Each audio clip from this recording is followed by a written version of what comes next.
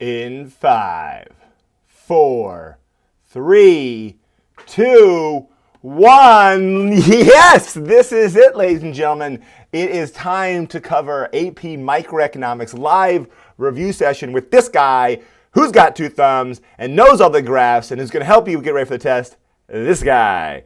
Right now, we're going to sit down. We're going to look at the key graphs. We're going to talk about some key concepts, talk about how often they ask certain questions on the AP micro exam, give you the breakdown of the test, and then we're going to actually do several questions and have you guys practice, verify you're actually getting it. Over to my right, I have my the stream of you guys, the chat, so you can chat and ask questions. Right now, I'm not really reading your questions. If you have questions about specific concepts, I will get to all that, but I'm not doing it yet. Really quickly, though, just for fun so I can see, let me know what city and state or country you're in as we get more people showing up. Yesterday, it took some time to get some people showed up. So we'll give it maybe like a minute here as you guys tell me where you are. So we got all sorts of people. We've got Kevin and David and Joe. We've got, let me know who your teacher is as well. If you are a teacher, or if you follow me on Twitter at ACDC Leadership, it's probably a faster, easier way to get information from me. So California, New Jersey, Vermont, Pittsburgh. I live on Earth. That's a good one. Troy, Michigan. We've got Virginia. This is awesome, guys. Thank you so much for doing Maryland. It's awesome. San Antonio, Texas, Iowa, Florida. We got some people in China. Hey, Daisy, how are you? Orlando, Shirley's in Orlando. We got a lot of people from a lot of different places. Some people from France and England, which is awesome, from the other side of the pond. First of all, thank you all. Seriously, thank you all so much for watching my videos and making this channel possible. This wouldn't exist if it wasn't for you. Thank you so much. I'm excited that I can help you get ready for your AP Econ test. Again, Twitter, feel free to text me also if you're one of my teacher friends out there. I've got a lot of friends. I did a tour last month where I went around the country and helped a lot of students, and it was awesome and I loved it. And if you're in a classroom with your students, or if you're just at home, feel free to give me a text and I'll give you a shout out as well. So a lot of people coming in. We've got a quorum. We are set to go. All right, so first things first, if you didn't already know this, if you came yesterday and saw the macro live stream, you know that I actually can switch between this mode and this mode where I can actually draw some graphs out. So I want you to grab a piece of paper. Let's start with some graphs. Here's what we're going to do. The micro test is very graph heavy. You need to know certain key graphs, how to draw them completely. The AP tests always ask you to draw some graphs, not just supply and demand. They always ask you to draw certain graphs. They'll switch up between what they ask you, and I'll tell you how often they ask certain things. But you got to be able to draw the key graphs. And so here we go. That's what we're going to start with. I'm going to do the same thing I did yesterday in the macro review session.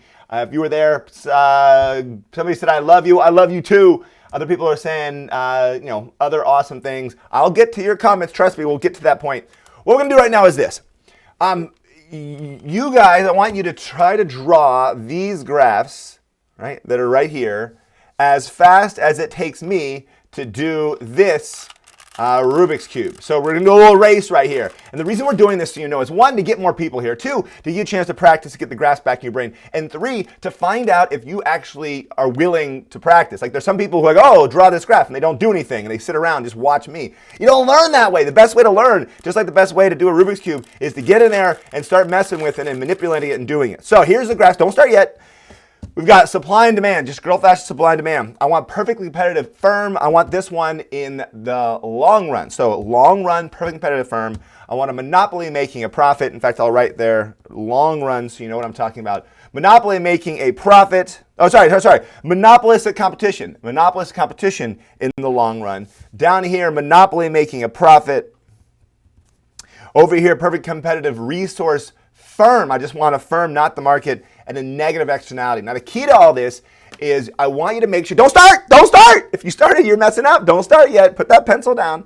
I want you to see if I can do this Rubik's Cube as fast as you draw these graphs, but the key is make sure you have them labeled. So you gotta have them all labeled, you gotta have them all done and all set to go, okay? Again, randomly doing this. I'll do it in front of you here so you can actually see this graphs. Again, you're drawing the graphs, I'm doing this. Put this down first. Here we go, just like a race. On your mark, get set, go. All right, here we go. I'm going to talk a little bit as you guys are working. I do not, I'm not a master at this. I just learned how to do this, about 3 or 4 weeks ago. But I'm pretty quick. Let's see. You probably should be done right now with supply and demand. You're starting to work on that perfect competitive product market firm, not the market, but the firm. The firm. All right. Okay. For people who just showed up, we're having a race between me and you. If you're just in, I'm having you practice those key graphs, making sure you know how to draw the key graphs as I try to do this Rubik's Cube faster than you draw the key graphs of microeconomics. Some people are chatting. I don't know how on earth you're chatting and at the same time doing these graphs. That makes no sense to me. None. 0 cents. Come on, you got this. Draw those graphs, right? Some people are trying to do shout outs to their teacher while we're doing this. Here we go. I'm getting closer. I'm getting closer. All right, you probably should have 4 of them done by now, maybe. I don't know, maybe not.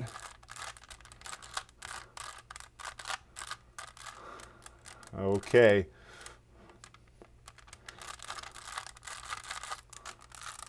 Okay, check your labeling. Verify if you're like all done. Oh, I'm done, but your labeling's wrong, then you are not finished. You're not done. You're close, but not entirely complete. All right, I'm getting there.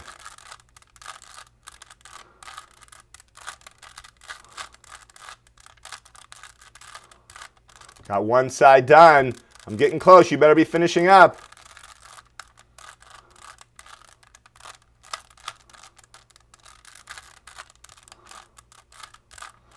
Ladies and gentlemen, I am done. How'd you do? Stop. See how you actually did.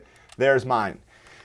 Now, the reason why I'm doing this, one, again, is to get you getting the graphs back in your head. Some of you guys had this first semester. You haven't seen this stuff. I'm going to draw all these graphs, verify you have them, check your labeling. Also, I want to remind you that if you're not practicing, if you're not actually doing this, you're not learning. I learned how to do a Rubik's Cube on YouTube, right? That's where you learn stuff. You learn things on YouTube. That's where I learned how to do this. And so YouTube is a great way to learn. You're on it, but it doesn't help you if you don't actually grab the Rubik's Cube and start doing it. If you don't draw the graphs, then you're not going to learn the graphs. If you don't actually have a Rubik's Cube, you're not going to be able to learn how to use the Rubik's Cube. It's the same exact thing. So those are the people right now who did not draw a graph. You're like, no, this is not for me. That's a problem because that means you think you get it, but you're not proving that you actually get it. Here we go. Let's go ahead and draw each one of these things. I'll zoom in a little bit. We'll do each individual graph. Supply and demand is the easiest one. We got price. We got quantity, downward sloping demand. Demand goes to the dirt. Supply goes to the sky. Make sure you have a dot, dot down with an equilibrium. I'll put equilibrium M for market and dot, dot, dot. The price M looks like this. Now, if you drew this graph, but you didn't have the dot, dot down and the dot, dot over, then you actually wouldn't get the point on the AP test. Now, what's interesting on the AP test, and if you didn't know this, I'm also a table leader, so I've graded the AP test. I know what they ask, they don't ask. They usually ask this graph along with this graph at the same time. So they'll have you draw side-by-side graphs of the market and a perfectly competitive firm all the time. But this is one of those weird things they require. You've got to dot, dot, dot over. Now, I didn't tell you to do this time, so you shouldn't have done it because these graphs weren't connected. But for the future, just remember, when they ask for side-by-side graphs, a perfectly competitive market and a perfectly competitive firm in the product market, make sure you dot, dot, dot over because this is a price taker. This price is here. It's the same price. I'll put price M. A horizontal demand equals the marginal revenue. That is Mr. Darby. We've got marginal cost goes down and up, and then the ATC can go up here, through here, or down here. And since I said I wanted the long run, ATC is going to go down and go back up, ATC, dot, dot, dot, dot, down with a quantity. Now, if you do that, of course, you get the idea. This itself, believe it or not, and this is my point about the Rubik's Cube, is just drawing the graph and getting it perfect will give you all these points on the AP test. They're easy points to know because you maybe just draw it. You would get 1 point over here for drawing supply and demand with the price and the quantity. You get another point for showing that horizontal demand curve showing it's a price taker. You get another point for the right quantity where MR equals MC, and you get another point for having that ATC minimum looking like that. So if you would have got this, that's 4 points out of like a 10-point question just drawing the graphs. So there it is. That's perfectly competitive firm. Now, real quick question for you. For this firm right here, let me zoom in on it. For this firm, are they making profit? Yes or no? Well, the answer is yes and no. So they are making no economic profit, but they are making accounting profit. So I want you to remember that. They are not, they are making money beyond their total, accounting profit. So they're making accounting profit. In other words, they're making more money than just their explicit cost, but they're not making more money than their explicit and implicit cost. So they're not, making all this extra money. They're breaking even when you factor in their opportunity cost. Let's go over here. Monopolistic competition in the long run. So we've got price, we've got quantity, downward sloping demand curve. We've got a marginal revenue curve that's less than that. This is a price maker. That's a price taker. Bam, price taker. Wham, price taker, maker, taker, maker. That's a price maker. Why? Because they're not producing identical products, right? They have differentiated products, slightly different products. They have low barriers. Monopoly competition has low barriers. But the idea here is that this is the only market structure. Perfect competition is the only one that has a horizontal demand curve. All the other ones have a downward sloping demand curve because they're price makers. Notice we have the same marginal cost curve as before. It's exactly the same shape. And then we produce where MR hits MC. So put this quantity right here. Now the price is right here, right? No, absolutely not. Price does not go here. You know that. Price goes up to the demand curve and over. There's the price for monopolistic competition. There's the quantity for monopolistic competition. Now, I messed up. That shouldn't be there.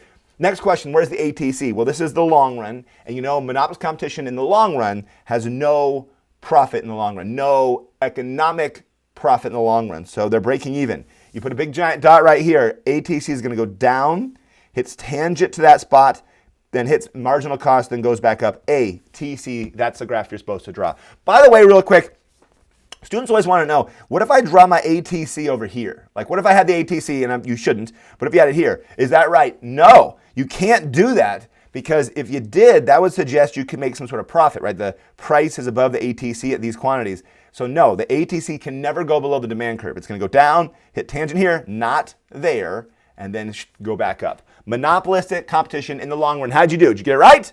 Did you get it right? All right, let's go over here to a regular old monopoly. Now, there's actually a bunch of different monopolies, and you probably already know this. I'm saying monopoly for a profit. When I say that, there's kind of the main monopoly you need to know, and then these other monopolies, like a natural monopoly, you should understand the idea of a price discriminating monopoly.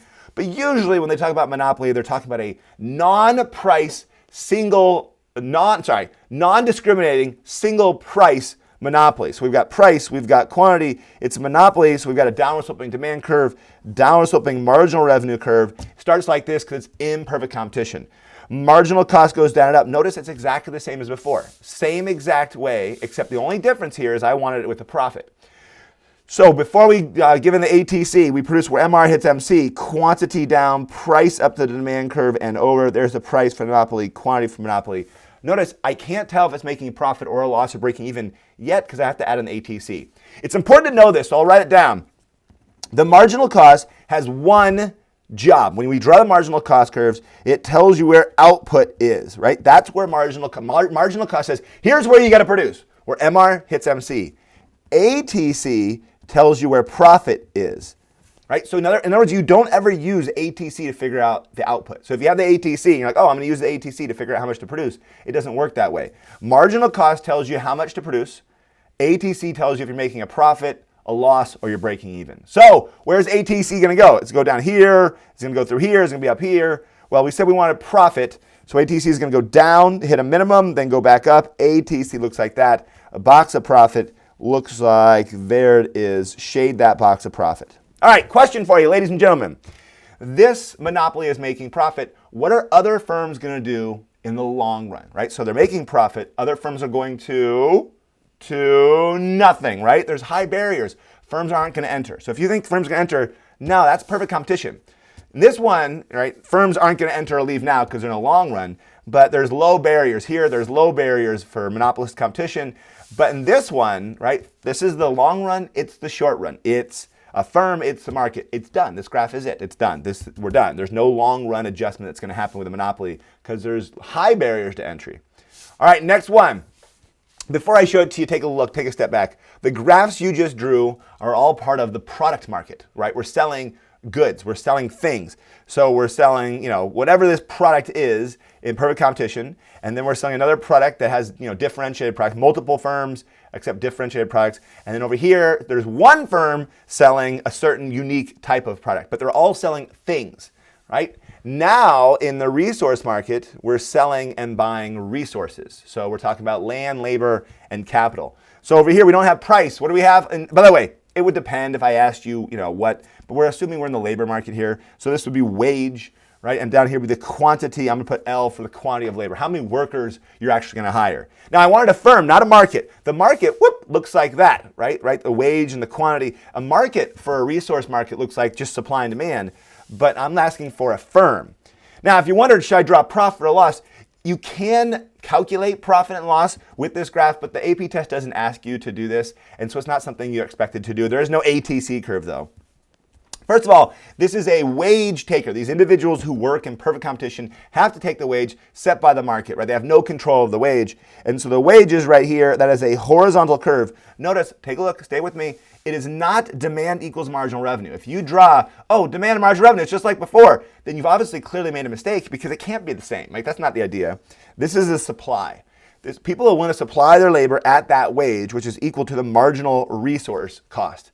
And each worker is worth less additional revenue or generates less additional revenue for this company. And so the demand is the marginal revenue product. Sometimes this is called marginal factor cost. That's fine too. You hire, boop, boop, boop, boop, boop, right here. That's the quantity of labor this firm should hire. That's the graph. Now, you didn't need to have this upward sloping part, but you can. Make sure you see this. Big moment for you. Make sure you recognize this. These two graphs in the middle are mirror images of each other. They look that way for a reason. There's a reason they do this. Now, never mind this ATC. Ignore the ATC. Notice this is a wage taker. This is a price taker. Product market, resource market. The marginal cost goes down and then up because of the law of diminishing marginal returns. Right? As you hire more workers, the additional cost of the units they're producing will fall as they specialize, and they'll start going back up. And over here, as you hire more workers, the revenue they generate will go up, and then the revenue they generate will start to go down. So this curve looks like that, and it causes and explains why this curve does that.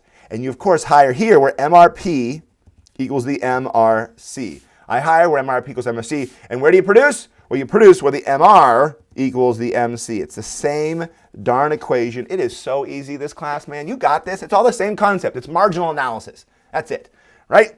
The last one, let's go take a look at a negative externality. Now, the negative externality graph is like the first one. It's just supply and demand, except it's supply and demand that's out of whack because there's some costs that firms aren't factoring in. We've got price and we've quantity. We can start like before, downward sloping demand, upward sloping supply, and we've got a quantity and we've got a price. All right, that's where the market is. That's a negative externality, except we got to bring in some things. First, that demand curve is the marginal social benefit. It's the benefit that people get from whatever product this is. The supply curve is the marginal private cost that firms factor in when they decide if they're going to produce this. When they factor in, okay, should we make this or we should not make this? What's our fixed cost? What's our variable cost? That creates a supply curve. That's what they're willing to produce it at.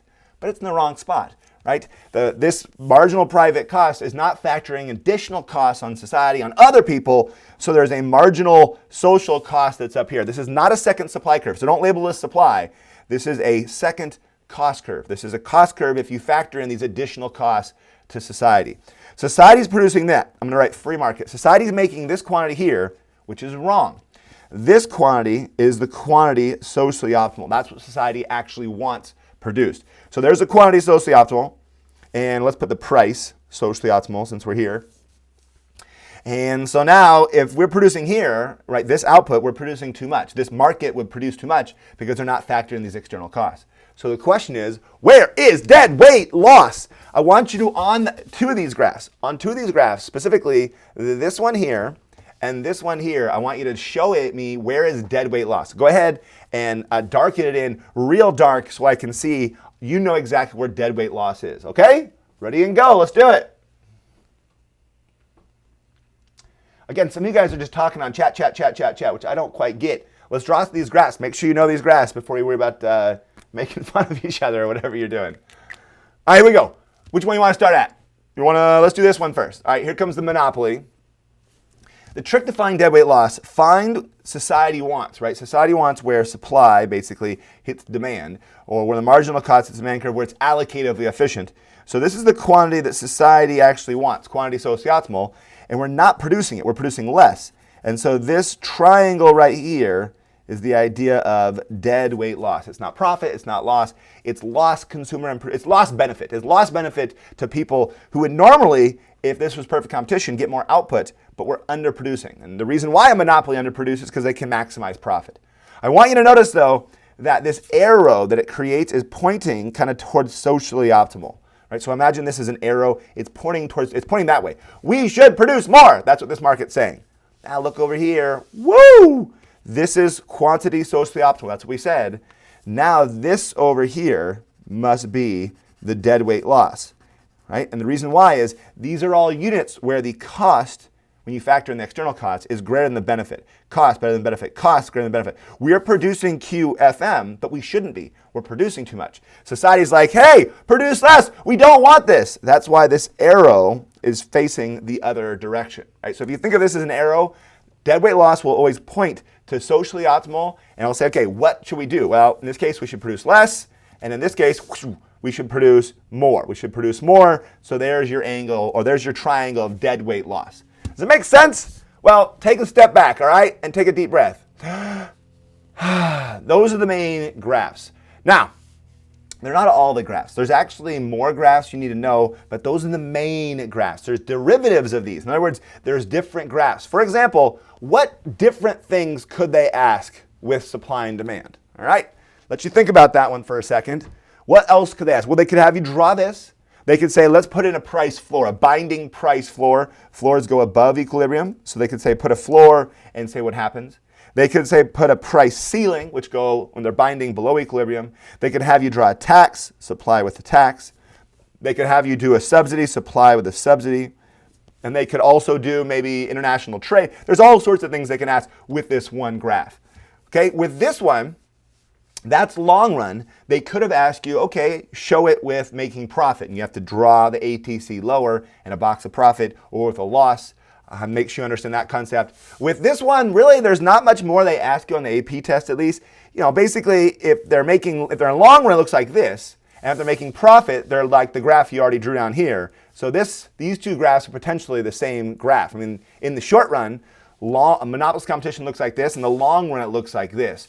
So that graph's pretty much done. This one has a couple derivatives. This one, they could have asked you to draw profit or a loss, and so loss would just have the ATC higher. This one, you're pretty much done. I mean, the only thing they would ask you about resources is maybe something called a monopsony, which is like an inverted monopoly. So it's the same graph here, except, you know, flipped upside down, just like we flipped these two upside down. And then over here, what is the other thing? Come on, say it out loud. Say it to the actual screen, because I'm in my room, my office, talking to myself, so you should talk to yourself too. Other one would be a positive externality, which is a different graph, but you understand the concepts. So there it is. There's the 6 key graphs that you absolutely need to know. When it comes to AP test, you're going to be asked one of these next week. They're going to hand you the packet and say, hey, here you go. Good luck. The proctor's going to say, go for it. You're going to have to draw, I guarantee, at least 1 or 2 or maybe 3 of these graphs right here. Okay, ladies and gentlemen. I'm getting a few texts from some friends, which is awesome. Some different people on Twitter. We've got a good amount of people who are here, which is awesome. Thank you all for showing up. For people who just came in, we just practiced some graphs. Verify that you actually understand, you know, the key graphs. I can go back over anything if you have any questions. Hey, Mark, how you doing? I'll go back over anything that you want me to go over, but not quite yet. We're not there yet. We're not at the stage where you can ask me questions, but I promise we are going to get there for sure. Okay, so before we move forward, really quickly, a quick announcement. I'm going to go over each unit by unit breakdown, how often they ask certain questions. Before I do that, really quick, for those of you who don't have the Ultimate Review Packet yet, feel free to go get it. People who have the Ultimate Review Packet, but you got it the way you shouldn't have got it by, taking it from someone or asking someone for it or getting it illegally online. Do me a favor, because I'm helping you and you like my videos, help me, because that's how economies work, that's how entrepreneurship works. Please pay for the ultimate review packet like you should have, and like all the people who have. Like seriously, the people who get the ultimate review packet, seriously, thank you so much. I can't do enough for you guys, and that's why I'm making this video. Thank you so much. For people who haven't got it yet, I'm going to do something. I'm giving out AC/DC belt buckles to people who haven't gotten the ultimate review packet yet, but they're going to get it this weekend and up to the AP test. So if you're thinking, I don't know if I want to get the packet, or I stole it, but I'm not sure if I want to pay for it. Well, I'm trying to give you an incentive to go and get the ultimate review packet and do things right. So please, please, please take a look at that, and I'm going to put your name in a hat. And I'm going to pull it out. I'm going to give out at least 2 AC/DC belt buckles to people who get the ultimate review packet between now and the AP test, which is coming up at the end of next week. All right, again, the people who just came in, we just did a bunch of practice graphs to verify you guys understand it. We're going to get back to graphing later on, but instead, right now, what I want to do is I want to go and jump in to some information about this test and do a unit by unit breakdown. So here we go. First, like I said before, thank you guys so much. I just got back on tour. I was on tour for 3 weeks, and it was awesome. I had a chance to work with a bunch of students throughout the country. And if you're one of those students, thank you for watching my videos, and thank you for inviting me to come to your school. If you're a teacher interested in having me come out to your school next year, feel free to give me an email, and I can tell you about the details about how setting that up. It was awesome. So again, thank you. Let's talk about this test, though. First, it's important to understand when you're looking at an AP test, it's not like a regular test. And if you attack it like an economist, you know there's certain things you should do. For example, the goal is not to get 100%. So you're thinking, oh, I should study the hardest concepts. No, you actually should study the concepts that you're most likely to get, but you're making little small mistakes on. The real hard concepts you shouldn't have to worry about, because take a look at this breakdown. 5, 4, 3, 2, 1 on the AP test. This is the actual breakdown from last year, 2017's results. 51% will get you that 3. 51, oh my gosh. In fact, I was at the AP annual conference last July when they revealed which AP tests are people rocking. And this guy named Trevor, who kind of runs the program, was up there and he was like, listen, this next, he didn't say it. He's like, this next course was amazing. Students are just doing amazing. They're rocking this test. And he goes, it's microeconomics. And there's this 3,000 people in this room, and I'm like, woo, from the back, and people probably thought I was weird, but this is it. This is their test. Right now, take a deep breath and breathe out. Listen, you're gonna pass this test, okay? If you have my ultimate review packet and you watch the summary videos, you're gonna pass this test. 51%, you can get that. Now, like I said just a second ago, those unit summary videos, they're about 30 minutes long. I gave you units 1, 2, and 3 for free. They're all on YouTube. If you want to watch the other units, you got to get the ultimate review packet. And if you like my videos anyways, you should be getting the ultimate review packet. But I gave you that. I also gave you a bunch of practice tests in the ultimate review packet. So there's 2 full-length micro tests and 2 macro tests. Take a look at those. And I gave you, I went over the answers to all those questions. So if you in the packet, it'll send you to the link. And these videos go over all those answers just in case you're confused, so I can be kind of your individual tutor. Let's talk about this test. I took the last 10 years of the multiple choice test, and I basically broke it down and said, okay, how often I ask certain questions, and what units are they in? So this is the breakdown for this. You can see Unit 1 and Unit 6 are the smallest sections of this. So Unit 2, 3, 4 are really where they're going to ask the most questions. So just keep that in mind as you're studying, where do I allocate my time and my energy? Units 2, 3, and 4 are the most questions. So here's what we're going to do. We're going to do a unit by unit breakdown. Basically, I sat down and I calculated what % chance they're going to ask certain concepts or certain skills on this test. And I'm going to tell you each unit, there's 6 units. Here's the things they most likely ask. I am not, let's be really clear, I am not teaching you these concepts because I don't need to. I don't have the time or the ability in a 2-hour review session to cover all these concepts. But the summary videos cover them all. My other videos cover all these concepts. So basically, right now, I want you to take a piece of paper and write a note to yourself if you come across something like, oh, I don't know that, or I got to go back and study that. This is not about, I'm not reviewing the concepts as much as hey, make sure you go back and review these and watch the video. So here we go. Unit 1, basic economic concepts. The most popular asked question are concepts are coming from the production possibilities curve. what it's shaped like. The idea of point in the curve is inefficient, point on the curve is efficient, point outside the curve is impossible given current resources.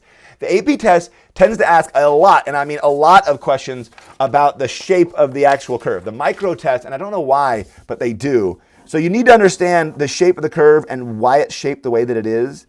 For example, and I hope you can see this, if a curve is bowed out, the production possibilities curve is bowed out versus a straight line. They ask this a lot. So you should understand that a bowed out curve has increasing opportunity cost, and a straight line production possibility curve has constant opportunity cost. So the idea is, for this one, resources are not interchangeable, and for that one, resources are interchangeable. They're very similar resources for those. If you don't know what I'm talking about, there's videos that explain it. But of this unit, which is not that much on the AP test, 32% of the questions all come from PPC.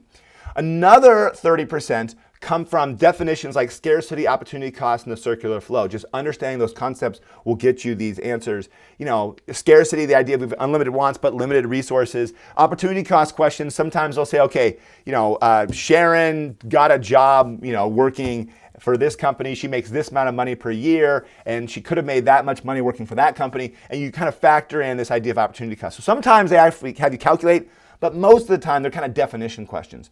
Third one is the idea of absolute advantage and comparative advantage. They don't ask too many terms of trade questions, but they have, and they might. The AP micro exam has never asked, not once, on the free responses comparative advantage questions. So if you're studying micro and you just suck at comparative advantage, you don't have to freak out about it. They'll ask maybe 2 multiple choice questions, and that's it. They have never asked a free response question. And that's important because free response questions, if you have no clue, that's really bad. If you miss 2 multiple choice questions, not a big deal. So it's okay if you don't know absolute and comparative advantage, but I have videos that explain it. Let's switch over. Unit 2, 5 most tested concepts and skills in Unit 2. Number 1 is clearly supply and demand with 43%. These are questions like, if demand goes up or demand goes down, or what would cause the demand to go up or down. The idea of normal goods, inferior goods, substitutes, complements, understanding those general concepts, and understanding supply shifts, right? When costs go up and supply shifts to the left. Be careful. I mean, you know this. Just be careful. Don't shift supply to the right to say, supply fell and say, oh, supply decrease. Remember, increase is always to the right, decrease is always to the left. The next one is the 4 different types of elasticity. They ask you questions on this. They are, if you don't remember them, elasticity of demand, elasticity of supply, income elasticity, and cross-price elasticity. The last 2 aren't asked as much. The first 2 are. You need to know elasticity of demand. So if the demand is relatively elastic or perfectly inelastic, what does that concept mean? Along with that comes something called the total revenue test, which comes later on. Oh, no, that's in there. Sorry, I got ahead of myself. The total revenue test, you need to understand when the demand is shaped a certain way, if the price changes, that's going to change total revenue. So that's part of these questions. Next one is utility maximizing. These are questions where they have 2 different products, and they basically say, this is the utility you get from one, the additional utility you get from one, this additional utility from the other, and here's the price. Which one should you buy more or less of? We're going to do a practice one a little later on. Welfare economics, the idea of consumer and producer surplus, where are they? How do they change when the curve shifts? The idea of deadweight loss, and then of course price controls. Now here's the rule. Pay attention. When you see the word ceiling or floor on this AP test, the second you see the word ceiling or floor, you stop and you make sure to ask yourself, is it binding? Is it binding? Will this ceiling or floor have an effect? Remember, to be binding, a ceiling needs to go below equilibrium and a floor needs to go above equilibrium. If you, start answering the question and you don't ask that first question, is it binding, you might be wasting your time. A floor below equilibrium has no effect. It does not affect the market. Price and quantity stay exactly the same. So be careful. The AP test does ask and has asked kind of tricky questions by putting a floor or ceiling in the wrong spot. In other words, a spot that doesn't have an effect. That's Unit 2. All right, here we go. Oh, really quick. Stop talking about Chicken Run. What's wrong with you guys? Chicken Run. I saw that like 5 times. I was trying to ignore it. People, if you have questions, of course, let me know. I can check it out. If you're confused on some of these or I'm going too fast. By the way, I know I am going fast. I'm not trying to teach these. I'm just trying to get them back in your brain to help you remember them. So I hope this is helping. I think it is. All right. Really quickly, I'm going to go back, take 2 steps back and show you some stuff about supply and demand. Demand is downward sloping, supply is upward sloping. You should understand the law of demand. there's an inverse relationship between price and quantity, law of supply, there's a direct relationship between price and quantity. They come together at equilibrium. Everyone's got that. If you're planning on getting anything, if you're planning on getting a 1, you know that. But the concept I want you to understand is when the price is too high, as you know, we've got a surplus. When the price is too low, we have a shortage, right? Those concepts students get and they feel comfortable with it. I want to focus more on quantity though. Let's switch these demand curves and supply curves to benefit curves because that's what they really are. A demand curve just is the benefit, what people are willing to pay for a product. And the supply curve is basically a marginal cost curve, the additional cost of producing that product. Now, if we produce quantity 3, now society wants quantity 5, that's socially optimal.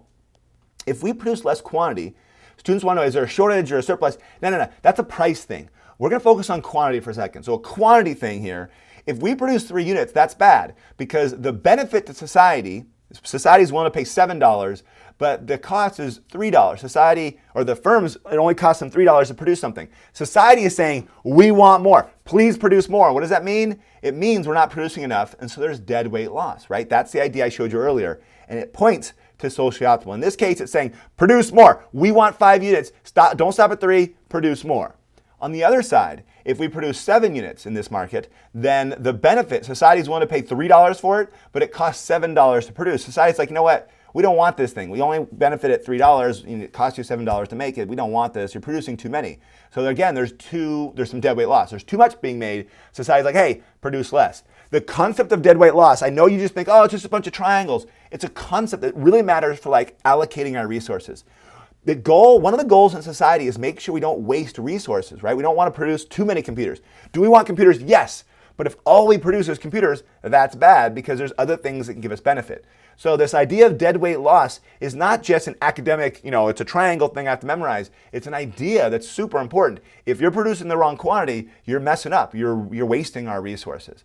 Now, if that makes sense, one more time, like I showed you before, if there was a ceiling or a floor, right, we would end up having some dead weight loss. We want to produce right here at the red dot. That's the quantity socially optimal.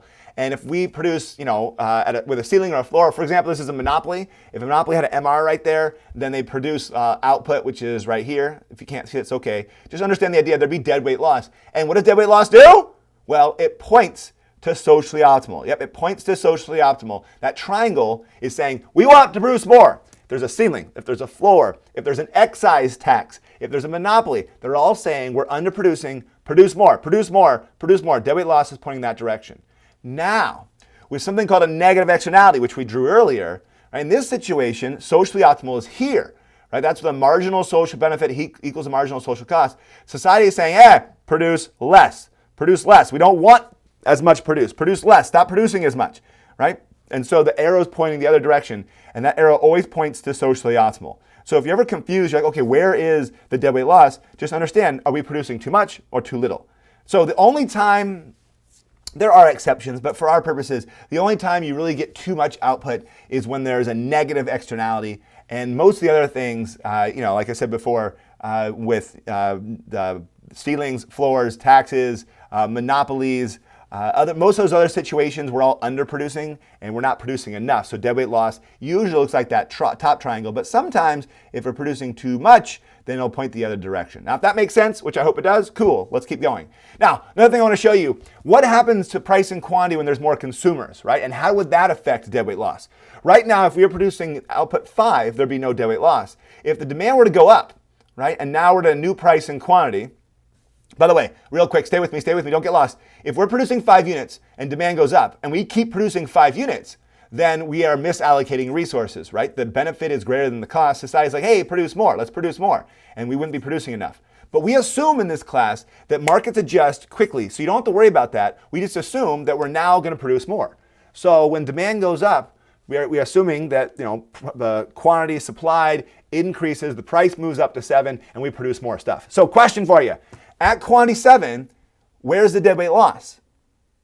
Well, there is none, right? Now that the demand has shifted and now society wants 7 units, there is no dead weight loss. So when there's a shift in the demand or supply curve, there is no change in the dead weight loss, unless, of course, this is the government that's causing these changes and they're messing with it. Here's another one.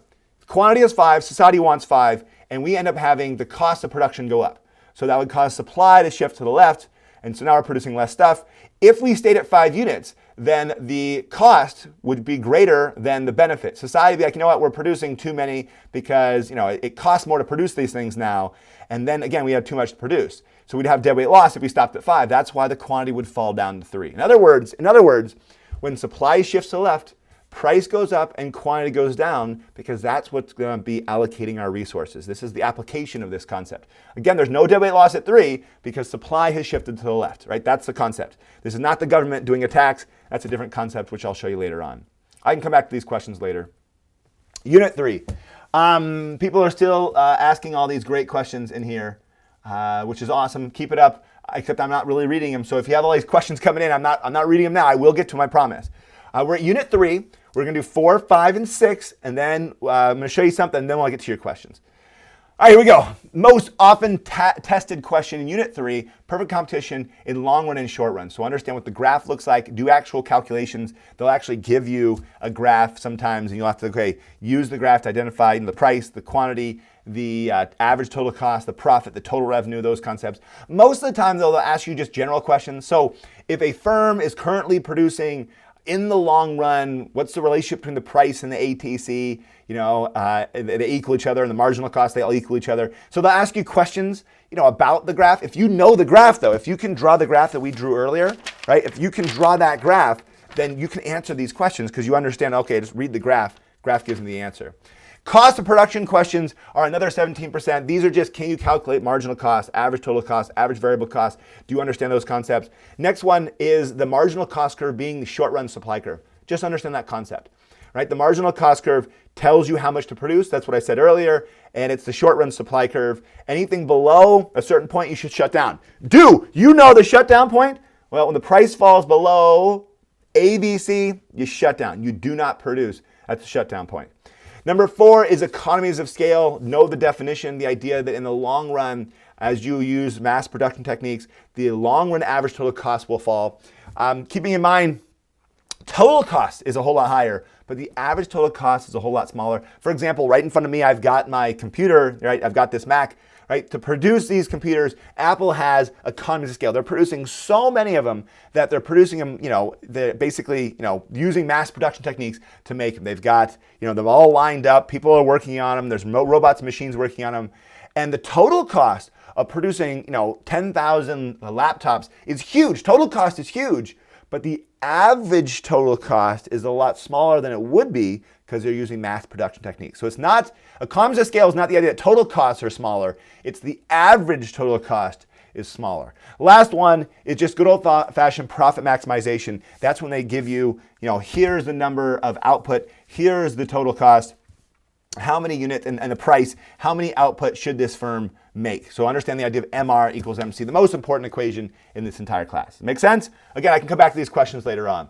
Okay, here we go. 3 most tested concepts in Unit 4. Unit 4 is imperfect competition. Talk about monopolies, oligopolies, and that's what they are. First one, monopoly. Second one, monopolies competition. Next one, oligopolies and game theory. So you can see they kind of spread it out.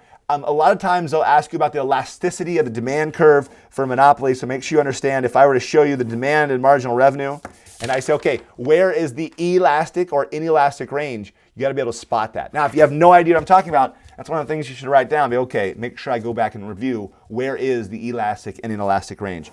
Since I'm here and since I can teach you because that's kind of my job, let me show you what it actually is real quick so we're on the same page. So I'm taking a step out from most often asked questions to this idea of price, quantity. Here is the demand, marginal revenue, right? Where the marginal revenue hits 0, that separates this from the elastic and the inelastic range. So there it is. So if I ask you, where's the elastic range? You say anywhere here on the demand curve where the MR is positive. If the MR is positive, that's the elastic range. When the MR is negative, that must be the inelastic range. Now, where does the monopoly produce? Well, they always produce over here, somewhere in the elastic range. The reason, by the way, if you're wondering why it's this way, and I'm running out of room here, the reason why is because the total revenue is a parabola, and it goes up, it hits a maximum right here, and it goes right back down. This is the total revenue curve. So over here, when the price is going down, the total revenue is going up, and the total revenue test tells you that must be, by definition, elastic. right? If that makes sense, awesome. Over here, if the price is going down, total revenue is going down, and that is by definition inelastic. Elastic, inelastic range. Make sense? Does it? I hope it does. I hope it does. Okay, back to the actual test. When it comes to monopolist competition, a lot of times they'll ask you questions about characteristics. So, which of the following is true for a monopolist competitive firm? Understand, and I know you do understand that it's like monopolies because it's monopolistic, but it's also like competition. So what makes it like a monopoly? Well, it's like a monopoly because it doesn't have a horizontal demand curve. It's a price maker, not a price taker. It's like a monopoly because it has differentiated products, not identical products. It's like competition because there's low barriers and other firms can enter, so there's no profit in the long run. And it's like both of them because it has the same cost curves, and they always produce where M equals MC. So if you're like, I don't even know this stuff, you do. You actually know most of this stuff. You produce where M equals MC. MC and ATC always look the same for all these graphs. Now, game theory and oligopolies, some questions, you'll see one game theory question on the AP test where they give you the box and they have you price high and price low and the dominant strategy kind of idea. They'll have maybe one of those. They'll definitely have questions about oligopoly and characteristics. There's always certain questions that say, okay, do you understand what an oligopoly is in the first place? Oligopoly, high barriers to entry, few firms control the market, and they have mutual interdependence. They worry about each other, right? I got to think if that guy does this, then I should do something because there's only a few firms actually in the market, right? It's different than a monopoly. In a monopoly, there's only one firm in the market. In oligopoly, there's several firms, but few firms in the market. All right, Unit 5. I'm rushing through these things, and the reason why is, one, I'm trying to get to these other practice questions I want to do, but more importantly, I want you to understand what they ask most often on this test. 3 most tested concepts in Micro Unit 5. First is hiring workers. They're going to ask you 36% of the time MRP and MRC. So they'll say, okay, here's the quantity of workers, and here's the marginal revenue product, or here's the marginal product of these workers. Here's how much output they produce. You have to calculate the marginal revenue product, in which how much revenue they generate. You have to compare that to their wage, which is the marginal resource cost, and decide how many workers to actually hire. So that's something, it's a skill, you've got to be able to do it. The good news is, once you know this skill, you can be perfect every time because you just understand the steps, right? I didn't memorize how to do a Rubik's Cube by just practicing over and over again. I know there's certain steps. If I follow the steps, I'm fine. This is the same exact way. All right, next one, demand and supply for resources. It's just good old-fashioned supply and demand. All you got to remember, though, it switches up a little bit when we talk about supply and demand in the resource market. The demand is by the firms, and the supply is by individuals. In the product market, it's switched. In the product market, the individuals do the demanding, and the businesses or the firms do the supplying, but it switches in the resource market. So if you keep that in mind, you're fine. And last one is something called the least cost rule. They've asked this so many times that I have to put it on my list because they keep asking it over and over again. The least cost rule is the idea of, I'm deciding should I hire labor or should I hire labor and machines or capital. And I'm trying to figure, okay, what quantity should I buy, more labor or more capital? Which one should I do more of? There is an equation. So I'm going to give you that equation if you didn't already know. The thing about equations are, it's not like these equations help you. I know that sounds weird. I mean, you think, oh, I memorized the equation, so I definitely have the right answer. It's not like that on this test, at least. This test it's weird a little bit. This is the actual equation for the least cost rule. What you want to do is you want to make sure the marginal product of L, labor, divided by the price of labor equals the marginal product of capital divided by the price of capital. Now, when you look at this equation, if I was in high school and I saw this equation, I'd be like, I don't even know what that means. Like, that doesn't make any sense. That's why this is not really something that's important. What's important is practicing. If you do a couple of practice questions, you'll understand what I mean by this. You're like, oh, okay. For example, if the marginal product of labor, the next worker you hire brings in 20 additional output, right? So he adds additional 20 output, and it costs me $20 to hire that guy. So he cost me $20. And then the marginal product of capital is 50. I get marginal, 50 additional output from hiring this machine to the work, and it costs me $5 to do this. Well, these things don't equal, right? And since they don't equal, that means I'm not producing at the least cost rule. In other words, in this situation, I'm getting more output. Right? This side's 10, and this side's 1, I'm getting more output per dollar spent from this capital. I should definitely hire more capital. Capital should definitely go up and labor should go down. That's an L. I should hire less workers and more capital. That's all this is trying to say. Now, if you're totally confused, like, I don't know what you're saying, that's okay. Do a couple practice questions. And if you suck at this and you have no idea because your teacher never covered this, don't freak out. Why? Because I just told you it's not that much on the actual test, right? We said it was worth 15% on a unit that's not worth very much, right? That's what we said about this unit, right? It's not a unit that's worth that many actual questions in the first place. So let me go back to that screen. So here we go. Remember, it's only worth 15%, the least cost rule, on a unit that I think is only worth 12% of the actual test in the first place. So don't freak out about it if you don't know what I just did. All right, there's a question, by the way, of what it looked like. We're not going to do it right now, but that's the kind of question you'd see. They give you the marginal product of the labor and the capital. It's almost the same numbers, different numbers, but same idea. I mean, literally, I just made this question up. I made this question up. I forgot about the one I put in the PowerPoint. Okay, last unit. Come on, we got this. Keep the energy up. Keep the energy up. Micro Unit 6, 3 or 4 most often asked questions. Number 1, negative externalities, missing a parenthesis. 28% of the questions will come from this, understanding what they are, understanding how you fix them, how the government might actually solve them, understanding basic definitions, understand the relationship between the marginal private cost and the marginal social cost. Public goods. This one, almost always, half these questions come from the definition. Make sure you know the definition. There's 2 definitions or 2 things that make a public good a true public good. Non-exclusion and shared consumption, also called non-rivalry. If you understand those concepts, you pretty much get half these questions. Sometimes I might ask you some questions about like calculations and say, okay, if societies want to pay this much for another bridge and this bridge costs this much, it's just really the same rule. Instead of marginal revenue equals marginal cost, instead of MR equals MC, now you just make sure you buy as many tanks or bridges or aircraft carriers as long as the marginal social benefit equals the marginal social cost. Next one is income distribution in general, understanding the idea of taxes. There's 3 different types of taxes: regressive, progressive, and proportional. Get that idea. And sometimes the Lorenz curve. And then the last one is positive externality questions, where you understand that graph, what the concept is. Sometimes they're as simple as just giving you a scenario and you have to explain that it's a positive. So which of the following is the best example of a positive externality or something along those lines? If you know the graphs, though, you're going to be able to answer those questions for sure. Okay. Here's what we're going to do right now. Don't go anywhere. Right now, what we're going to do is we're going to cover a couple of free responses. Then I'm going to give you my predictions for the free response for this year. What do I think is on the AP test when it comes to the free responses? Everything I just shared with you is all multiple choice. All those things I just did with the percentages was all a multiple choice thing. It was not a, free response. Also, keep in mind, that's based on 10 years. It goes up and down. It fluctuates a little bit. So sometimes I might ask more questions on one concept or more questions on another concept depending on the year. But basically, those are the big chunks that you're going to see year after year after year.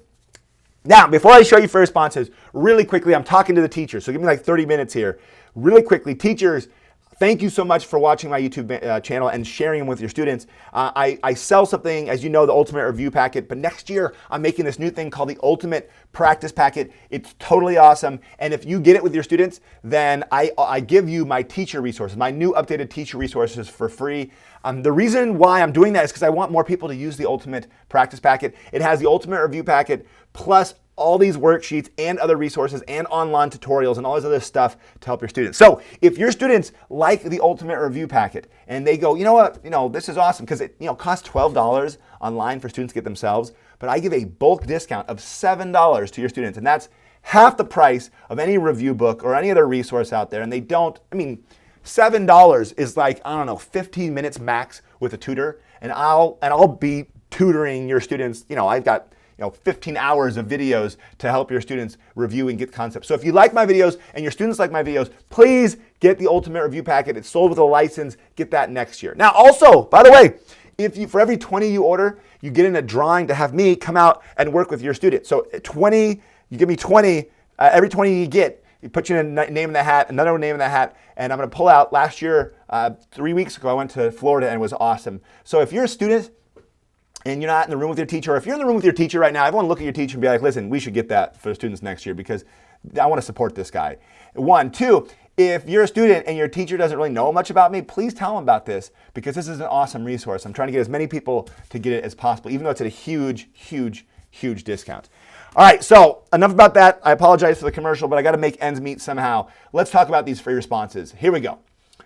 We already covered the key graphs. People who came in late, we drew these key graphs, and you know the key graphs. There they are, done. I already put on my website a breakdown of how often they ask certain questions. So if you're like, okay, what should I review? On my website, acdcecon.com, I gave you a breakdown of how often they ask certain questions on the test. So you can actually use this to actually study. You can see the majority of the time, it's either monopoly or perfect competition when it comes to the actual graphs. So you can see, look at that, how often they ask this. Almost every single year, you're going to get that. These little, every once in a while, maybe not. But for the most part, you're going to see the same graphs over and over and over again. So recognize that. And this list keeps going on. This is not the complete list. It keeps going all the way down. So there are 14 key skills that you absolutely need to know when it comes to AP tests. Take a look at this list. My question is, do you and can you do these things? Do you know these things? Can you identify and calculate consumer produced surplus and deadweight loss? Notice when I say calculate, I mean the actual triangle. So the AP test will give you numbers. There's one thing of like identifying it. So it's letters A, B, C. That's one way they ask you, or they have you shaded in sometimes on a graph. But most of the time they don't do that. But most of the time on the multiple choice, and definitely in the free response, you have to calculate it. So calculate the dollar amount of the consumer surplus. So be able to calculate that triangle. Understand what happens when there's a ceiling, a floor, a tax, or a quota. Calculate elasticity. And this is something they started to do more and more the last couple of years. Actually calculate the elasticity of demand coefficient or the cross price elasticity or the income elasticity. The equation is like pretty much always the same. It's the percent change in quantity divided by the percent change in price. Now, if you freak out, like, I don't know that equation, it's not that hard. If there's a really big change in quantity, right? So big change in quantity from a small change in price, that makes the demand elastic, right? It's greater than one. Basically, there's a big change in quantity when price changes just a little bit. Elastic, right? It's sensitive to a change in price. So if you don't know how to calculate those things, you should definitely practice and do a few of those. When it comes to all this practice stuff, I have all this practice in the Ultimate Review Packet. There's these summary videos, but there's also these guided practices. So take a look at those because I have you calculate them. Next one, calculate the margin utility. This is something they've asked more and more when it comes to the AP test. Remember, this is a free response, though. I'm talking about the free response. So they'll give you, a situation. They have a certain, number of cookies and cakes, and someone's trying to buy them, and they decide how many cakes and cookies should I buy.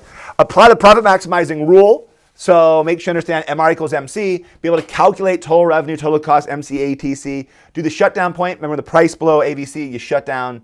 Compare a per unit and a lump sum tax. Okay, per unit lump sum tax. Really easy. It's really easy. A per unit tax changes quantity. A lump sum does not. Same thing for subsidies.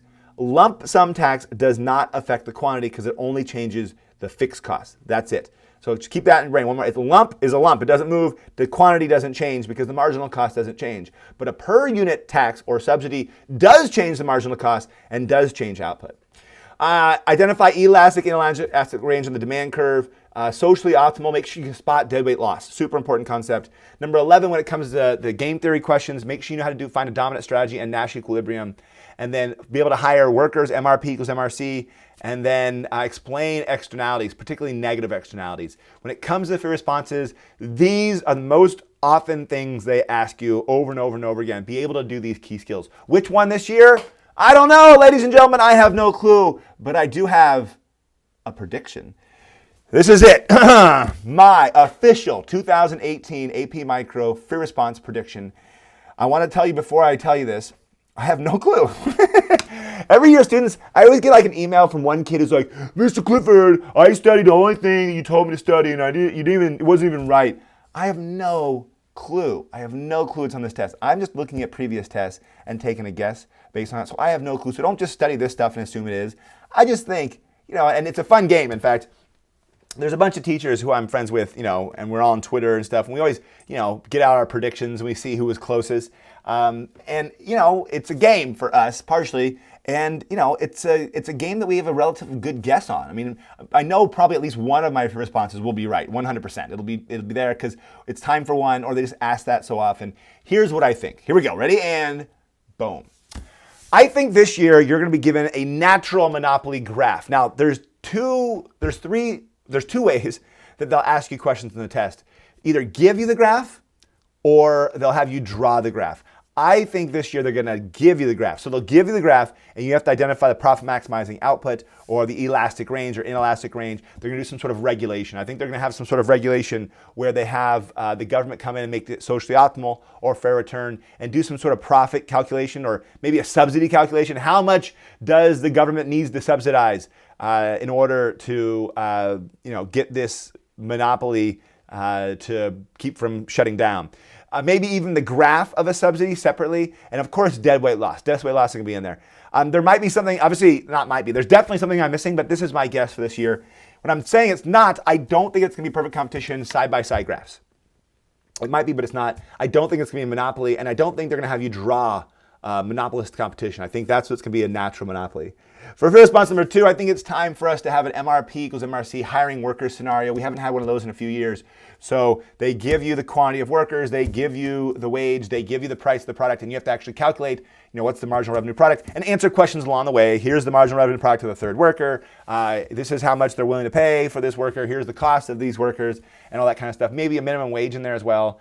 And the third one, supply and demand and elasticity total revenue test. I think a good old-fashioned supply and demand question where they have oranges and they start asking all these questions about that market, specifically about the elasticity of demand, the elasticity about supply, maybe cross-price elasticity, definitely a total revenue test. And I'm going to throw in their price control. So if they put a price ceiling or a price floor, what might be the effect or something like that? Or maybe if they put in a price ceiling and what's the effect on efficiency? So, if the demand is super inelastic and there's a price ceiling, right? Will that cause more or less deadweight loss than if the demand was elastic sort of question? I don't know. We'll see.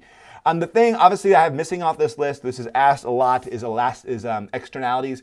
Externalities have been a mainstay. I am taking the guess that it's not on this year's test, and so I'm not putting it on my list. And I could be 100% totally wrong. The first question could be entirely elasticity, so I don't know. All right, so that being said, ladies and gentlemen, let's switch back to me in your face mode. Like I said before, thank you so much for watching these videos, and thank you for the people who've been hanging out and watching this. We just hit the hour mark covering concepts. If you just showed up, we covered some key graphs, we drew a bunch of key graphs, and then we broke down the unit by unit breakdown of how often they ask certain questions on the test. Right now, what I'm going to do is this. I'm going to take your questions or suggestions, so don't do them yet, but give me a second. I'm going to take your suggestions and before I do that, real quick, let's do this. You give me your shout outs, because everyone wants me to say a shout out to them or to their school or to their teacher. So do a quick second, Mr. Clifford, give me a shout out, and I'll shout out to some of you, not all of you, but some of you. So go ahead and type that up. But then I'm going to ask you for concepts you want me to go over. I'll make a list of those concepts. I have some other stuff that I want to do that we can talk about and cover as well. But basically, I'm going to try to help you out. Keep in mind, I am doing a bonus live stream on Monday. From 1 o'clock to 4 o'clock Pacific time. And I just put up a video on my YouTube channel on it. I'm doing this bonus session for people who got the Ultimate Review Packet. If you have the Ultimate Review Packet, then you go to the same links that you go to in order to get all the hidden videos, and I'm going to put inside that same area, not in the packet, but the links it sends you to when you have the packet. If you have the packet, you know what I mean. I'm going to do a live stream for 3 hours. The first half will be micro. The second half will be macro. Basically, people are going to call in. I'm going to open you up, put you on FaceTime, put you on my screen, and you can ask me questions, and I can help you out. I'm basically doing some individual tutorials. Basically all I want to do is say thank you. Seriously, for the people who get the Ultimate Review Packet, you guys are awesome. I thank you so much. You make my channel possible. I want to try to help you out as much as possible. For teachers, for the teachers out there who don't get the Ultimate Review Packet, if you show a lot of my videos in class, and if your students like my stuff, please get organized and have them get the packet because it'll save them money. And trust me, it's going to be better for you because I'm going to give you so many more resources. And I'm making the packet so darn good this next year that's like, dude, you got to get this if you're a teacher. And that's kind of my goal, is to get more people to get this, even though it's at a huge discount. All right, that said, let me do a little bit. Don't go anywhere. I'm not going to do this very long. Let me do some shout outs to, for example, here we go. To, you guys, so many shout outs. It's hilarious. Shout out to Mr. Muma from New Albany High School in Indiana. So shout out to Mrs. Miller. Shout out to Bobby. That is Mr. Briggs from Westfield. I should talk like that, huh? Mr. Castos, AP Econ class. Shout out for Mission San Jose High. You're welcome. Shout out to Jefferson County High School, Mrs. Hansel. Mr. Baral. Shout out to Mrs. Miller. I already got you. Shout out to Bala. I'm not sure who that is. Shout out to Massey University. Shout out to Freedom High School. I heard you guys yesterday, Freedom High School. That was yesterday. Some people had that. Shout out to Mr. Clifford. Yeah. Shout out to Mr. Castellano. Shout out to Mr. Johnson's AP Micro class. Mr. Briggs, Mrs. Hansel, Mr. Walsh. You guys are just getting them going, aren't you? Piedmont High School. Shout out to Mr. Jansen, Johns Creek High School. You guys are awesome. Seriously, I'm sorry. I'm not going to get distracted, but you know, look at you guys. Seriously, I appreciate it. Thank you, seriously, for watching my videos.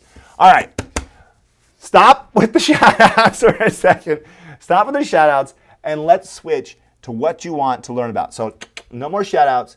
What concepts do you want me to cover? Keeping in mind that I can't cover all of them, I'm going to cover the ones that are the most important. Let's start with some of the ones you saw in the unit-by-unit breakdown. Okay, let's cover this, let's cover that. I covered some of them in more depth. I talked about, for example, lump sum and per unit. I covered that. So send those things in and go from there.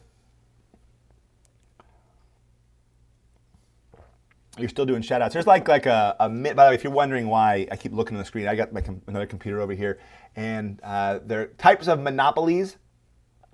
Lizzie, thank you for staying on. Types of monopolies. Yeah, I already said there's natural monopolies, there's non-price discriminating monopolies, single price discriminating monopolies, and then price discriminating monopolies. Of those three, price discrimination is not as important. It's not asked in the test as much. The most important one is a regular old monopoly, the one we drew earlier. A non-price discriminating monopoly. Make sure you can draw that. There are kind of two different versions that you might actually see on the AP test. So I'll go show you this maybe if you're interested. So when it comes to AP tests, they'll ask you, what does a monopoly look like? And they'll have price and quantity, and they'll give you demand and marginal revenue, right? I'll stop you guys here. And then, of course, marginal cost and ATC. We did this earlier. Okay, so I am going fast. Excuse me, you see that kind of monopoly? But you also see a demand, marginal revenue. Forgive my fast labeling here. Where the marginal cost equals the ATC. So they've asked several of those. To me, it's way easier, man. There's not as much going on. You produce where MR equals MC, right? There's the quantity. You charge a price up to demand, and that box right there is profit. Done. Socially optimal point, which is here, socially optimal, is exactly the same as fair return. So that makes it easy. Over here, this is socially optimal, and this is something called fair return. Right? So if you don't know that, there's videos I explain that concept. So socially optimal and fair return. This one you might see, this one's harder also because there's a box of profit. Again, I know I'm labeling like crap, and the reason why I'm doing that is I'm doing this for speed. I'm teaching a concept, not teaching graphing right now. But you can both draw a profit on these ones, but this one's a little easier. They have asked that. That's in the Krugman textbook a lot. You might actually see that on the test. So if you see it, you see it. Some people asked about externalities. I'll cover that maybe towards the end. Nash externalities isn't a thing. Game theory. I made several videos on game theory. And by several, I mean a bunch of them, which is just all a bunch of practice. So take a look at my YouTube videos to cover game theory. I also have several practice questions inside the ultimate review packet, so check those out as well. I'm not going to cover the Lorenz curve. Somebody's asked about the Lorenz curve. Parnika, I'm sorry if I messed up your name, but she asked about the Lorenz curve. I'm not going to cover that simply because it's not asked as often on the test. It's not a big concept in the test. If you seriously look over your notes or just watch a quick video on it, you're probably like, that's enough. There's something called the Gini coefficient that they never ask about. I mean, they might ask about it, but it's not like a question that's hard enough that you should need to study it very much. Again, by the way, I'm not putting you down if you're like, oh, why isn't he like covering the concept I said he should cover? It's because I'm basically trying to tell you is like you shouldn't cover it either. If it's something that, if you're done studying and you want to look at the Lorenz curve, do it. But if you're like, oh, I'm just starting studying, don't start with the Lorenz curve. Elasticity, price leaders, yeah. Monopsony, PPC curve, yeah. Laffer curve won't be on the AP test, simple jack. Monopsony, MR equals MC. World trade. Yeah, I could cover some of these things. So let's switch back to graph mode.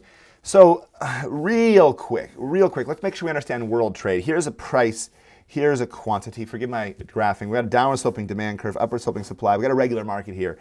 If the price is right here, and this is the price, we can get this product, that's awesome. But if we can get this price down here at what's called, the price, the world price, that would be even better, right? Then we can get cheaper products, right? So if we get it down here, that means that before, this is the quantity that we produce domestically, but this is the quantity demanded at this lower world price. This is the quantity supplied.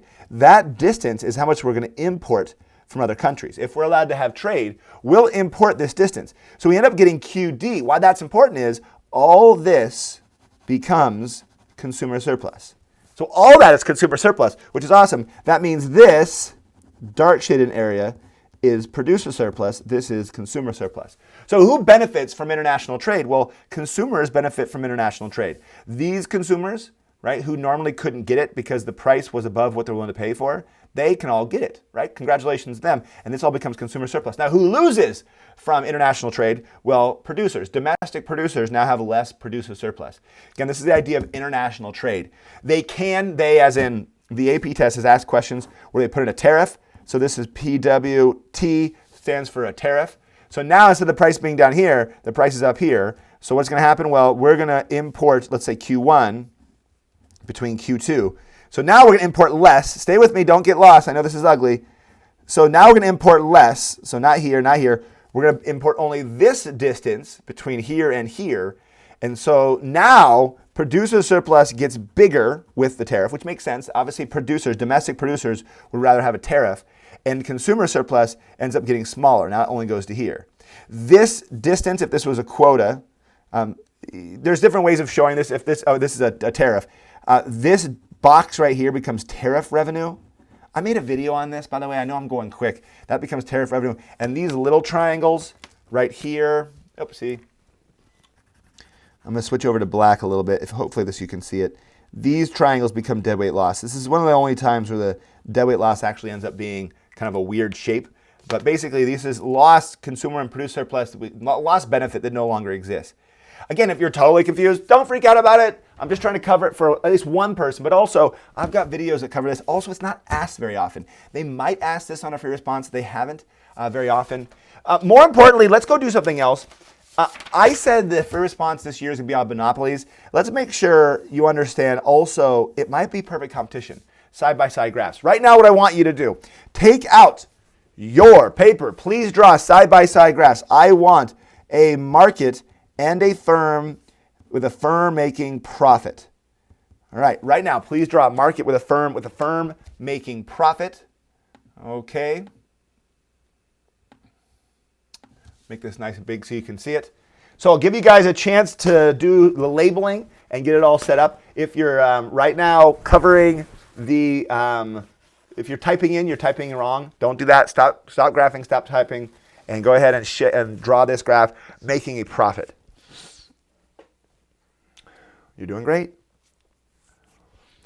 Again, those of you who aren't drawing right now, if you're like, nah, I cannot stress enough how tough it is when you don't actually draw out the graphs. When you don't draw out the graphs and you're thinking like, oh, I can draw this, and you don't like go through it, it's really easy to mess up on the actual AP test.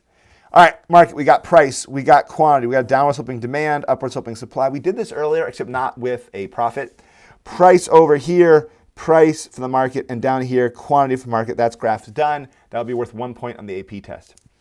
Make sure to dot over. Oh yeah, it's a price taker. Dot over. This is price, this is quantity. Horizontal demand equals the marginal revenue, or also called Mr. DARP, because it's the marginal revenue, the demand, average revenue, and the price.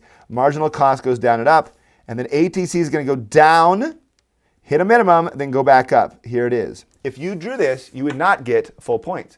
You got to go dot, dot, down somewhere. Super important. You got to go dot, dot, down. Whenever you produce something, you got to go dot, dot, dot, dot, down. Quantity right here. I'll put QF for the quantity for the firm. Bam. That's the key graph. Now, stop for a second. Stop for a second. Is this the long run or the short run? Well, clearly it's the short run. They're making profit. If a firm's making profit, then that's not going to stay for profit very long because firm's going to enter because there's low barriers. Right now, draw on your graph, and more importantly, tell me what happens to price and quantity for here and here. So what happens to the price and quantity in the market? What happens to price and quantity for the firm in the long run? So in the long run, figure out what's going to happen, okay? Good luck.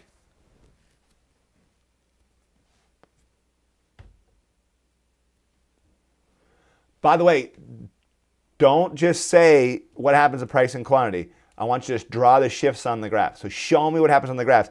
They have asked this, and they've asked it several times on the AP test. In fact, this is, if they're going to ask you perfect competition, this is what's most likely going to actually ask.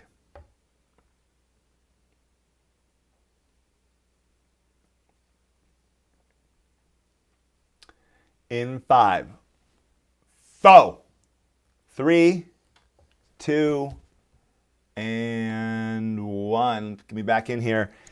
So what's going to happen here on this graph? Well, firms are going to enter. We understand that concept. Firms enter. When firms enter, what happens? Well, a lot of students want to go, oh, ATC goes up because they know what the graph looks like. They know ATC is going to end up looking where the marginal cost and the ATC and the demand all hit each other. But the ATC doesn't shift, man. Don't do that. No, no, no, no, no.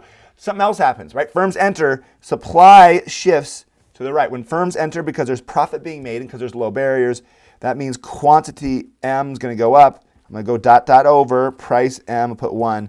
So price went down and quantity went up, right? No doubt about it. That's what's going to happen. Now this price is taken by this firm, I'll put QM1, and it's got to go a certain spot. It's got to go right through here. Right? It has to. This is demand equals the marginal revenue 1, and they're going to produce less output because that's what the graph says. They're going to produce where MR hits MC, which is here. So price went down. Now stop! Notice price goes down, price goes down. This will always happen. Why? Because they're price takers. If price goes down here, price has to go down here automatically. And for this one, quantity goes up, yes, but for this one, quantity goes down. Ooh, that's weird. So I got a question for you. How is it possible that each firm is producing less output, but the market's producing more output? I don't get it. How is that possible? No! How is it possible? Well, it's easy because there's more firms, right? If each firm produces less output, but there's more firms means there's more output. So there it is. Each firm is producing less, and now we're in long run. So that's the idea. What you just did was short run to long run. The AP test has asked this.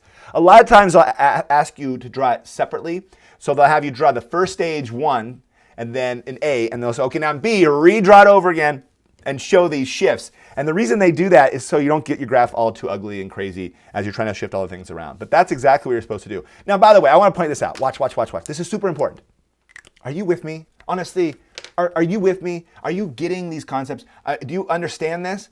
If you do, when you look at this graph, seriously, if you look at this graph and you go, yeah, I totally understand what you just said. I get this concept.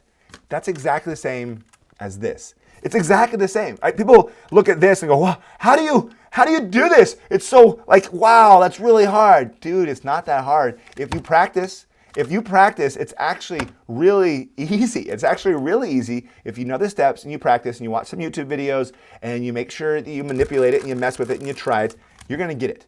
Now, for those of you who struggle, or those of you who, have a teacher that struggles, because that happens. Sometimes there's a new teacher that struggles. Maybe you're not perfect. Maybe you're making a lot of mistakes, right? So in this situation, you know most of this graph, but not all of it. In this one, you messed up. It's better to be perfect. Clearly, it's better to be perfect. Yes, I agree. But if you have a few mistakes, that's not that bad. Why? Because remember, the goal of this test is not to get 100%. Remember, if you can get 55%, 57%, you got yourself a 3. If you get 80%, you got yourself a 5.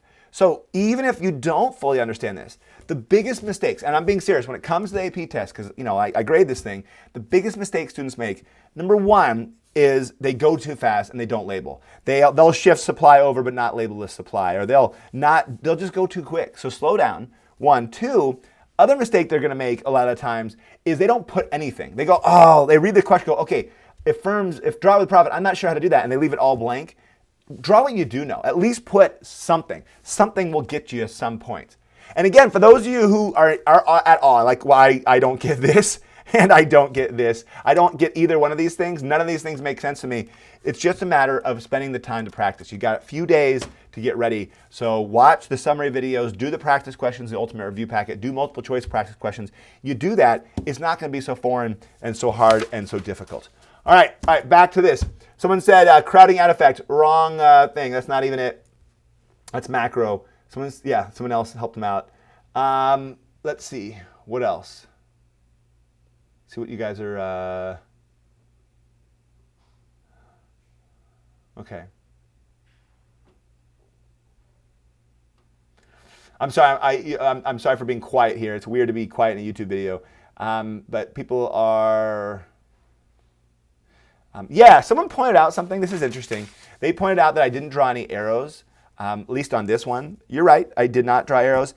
Or here maybe, right? So it'd be nice to have these arrows drawn.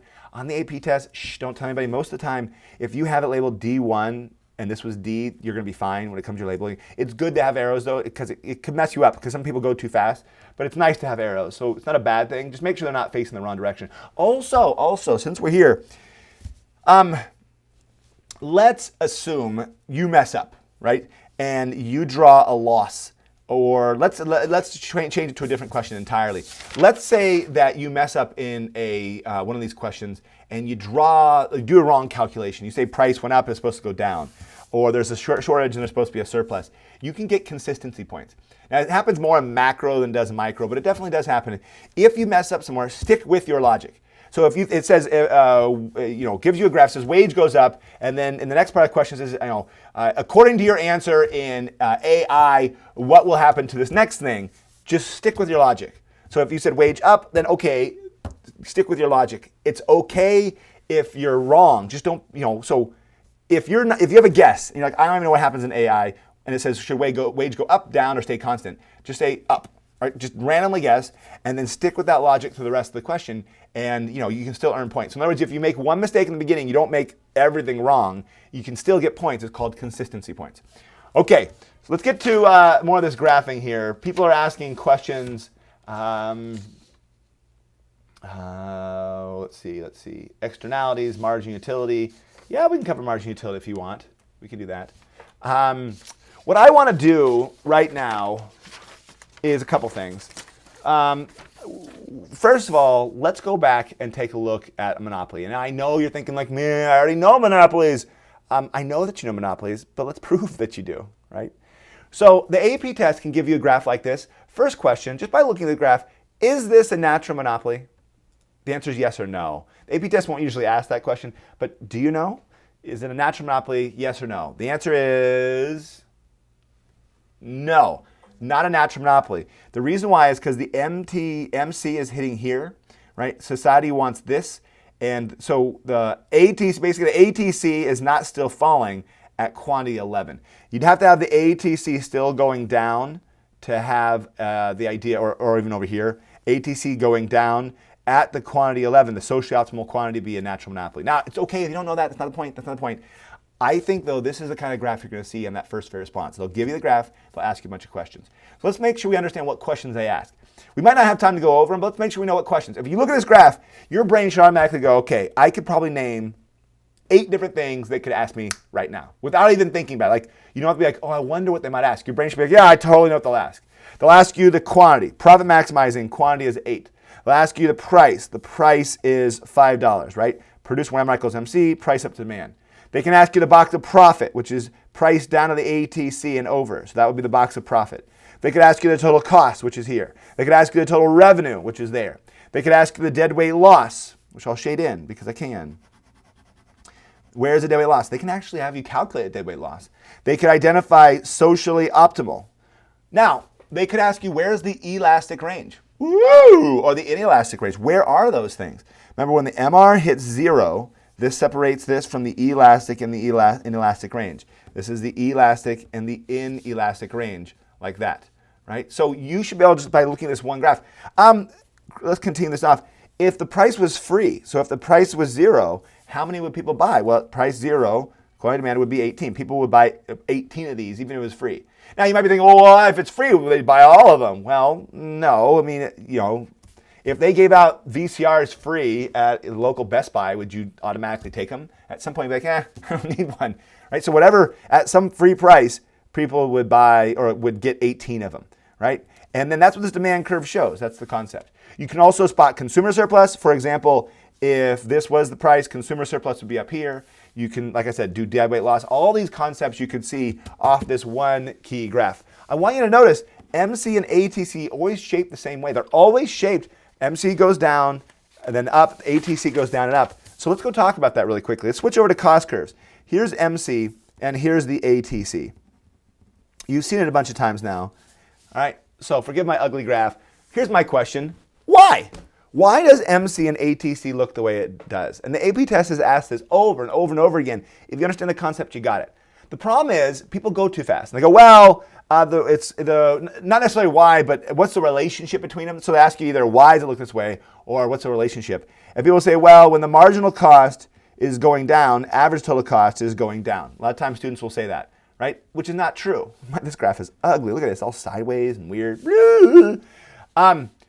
No, marginal cost is going down. ATC is going down at this stage. But look, marginal cost is going up, but ATC is still going down. So that can't be it. Students might say, when the marginal cost is going up, ATC is going up or down. Let's say down. Yeah, that's true. Marginal cost is going up and ATC is going down. Yeah, that's right. But not here. Marginal cost is going up, ATC is going up. So it can't be that. And the answer has to do with being above and below. When the marginal cost is less than the ATC, then the ATC is going to go down. What? When the marginal is below the average, it pulls your average down. So when the marginal is here, average gets pulled down. So from here to here, pulls down the average. From here to here, pulls down the average. From here to here, since the marginal is still below the average, it's pulling down the average. The way I use this for an example is like your test scores. So if this is like, 100%, your first test score, you get 100%, awesome. Let's say you get 50% on the next test, it's going to pull down your average, right? Let's say you get 25% on your next test, that's going to pull down your average. Let's say your next test after that goes back up to 50%, that's still going to pull down your average, right? Because it's still below the average. When your next score is 75%, it's going to pull up your average. So marginal is shaped this way for a reason. When marginal is below the average, it pulls the average down. And then when marginal is above the average, it pulls the average up. It's true for both ATC and AVC. AVC goes down, that's ugly, and goes back up. This should not be parallel, but I'm drawing an ugly graph because I guess I can. So same thing for AVC. When the marginal adjusts AVC the same exact sort of way, right? So it goes down and up. Now, if you're confused by this, don't worry about it. I have 3 videos that explain cost curves in detail. I also have the summary videos, and I have a bunch of questions in the ultimate review packet. All right, get back to your input and ideas. Here we go. Come on, guys. People are calling each other names and stuff. Let's try to stay academic here, or at the very least, let's stay positive. So let's hear this. I want to hear some things you want me to cover. Again, I'm not going to cover Lorenz curve. I'm not going to cover the monopsony graph. I have videos that explain it. It's just not asked that often on the AP test. So I'm not going to do it. Sorry. Let's focus on other concepts that are more likely asked. And then 2 people just said monopsony. Okay, fine. I'll do it. Listen,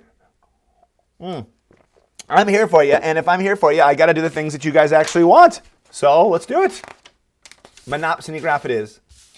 Okay, when we hire workers, when we, as in like a monopsony hires workers, there's the wage, there's the quantity of labor. I'm going to also put down here, no, I'm going to do it a different way.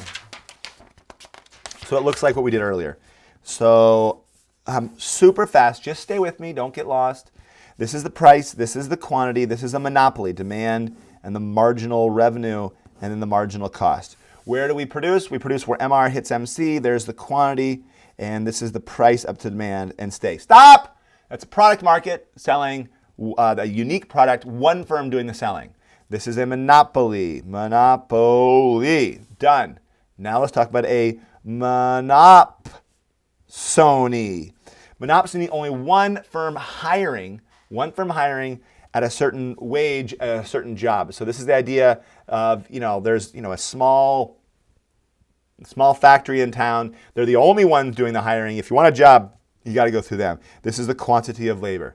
What do we have here? Well, we have a upward sloping supply of labor, right? This is the idea that at different wages, people will supply their labor at different wages. So at $2, someone's like, yeah, I'll go get a job. But other people are like, yeah, I'm not going to work. As the wage goes up, people are like, yeah, I'm more likely to go to work. And so there's a supply of labor. We also have a demand for labor, which is downward sloping, which is equal to the marginal revenue product. Okay, all right, supply and demand, we got that.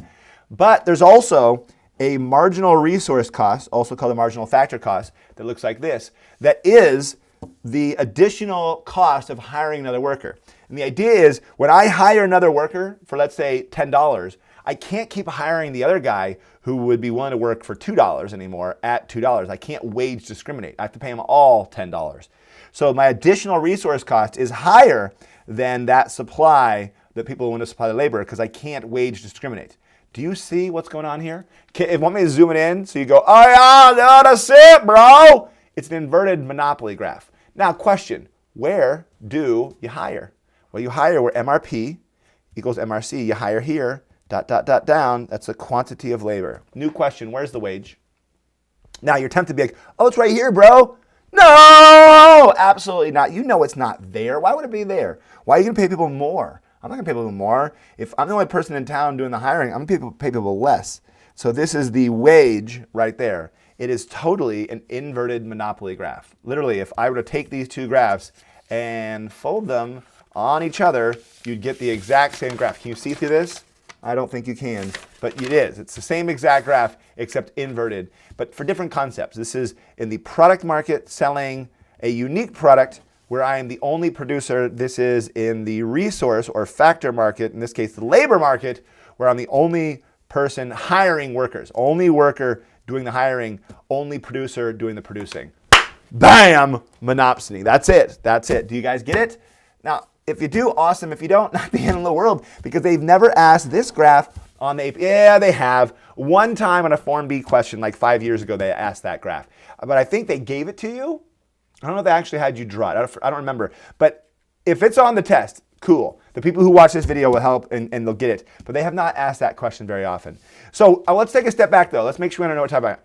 This is the resource market. The other graph, which we drew earlier, that you'd see in this market, is the horizontal marginal resource cost and the downward sloping demand, which is the marginal revenue product graph that we drew earlier. So I know I'm going really fast. These are the two, basically in the resource market, we've got perfect competitive resource labor market and a monopsony, an imperfect competitive. And those are the only two that we analyze in this class.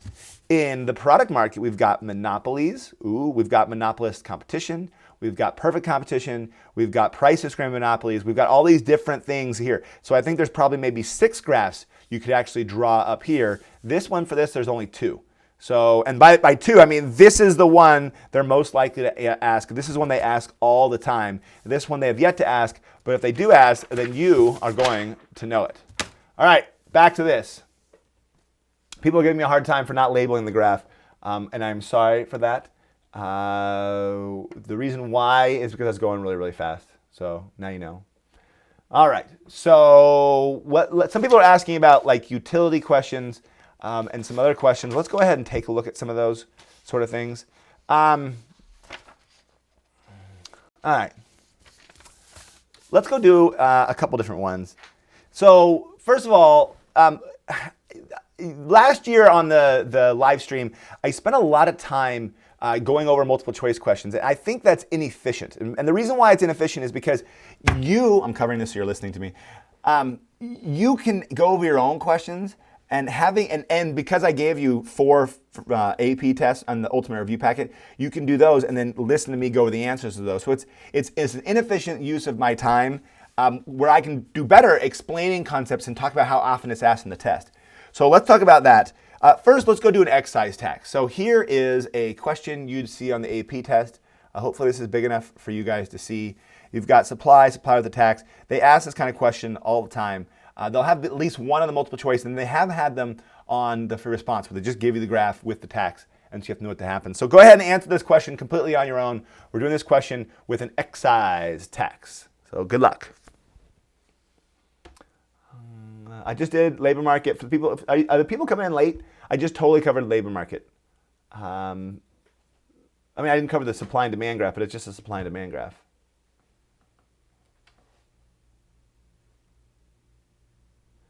Somebody asked about tax incidence. This is kind of what we're doing here a little bit. All right. So somebody asked about tax incidence. I will put that back on my list of things to do. All right, here we go.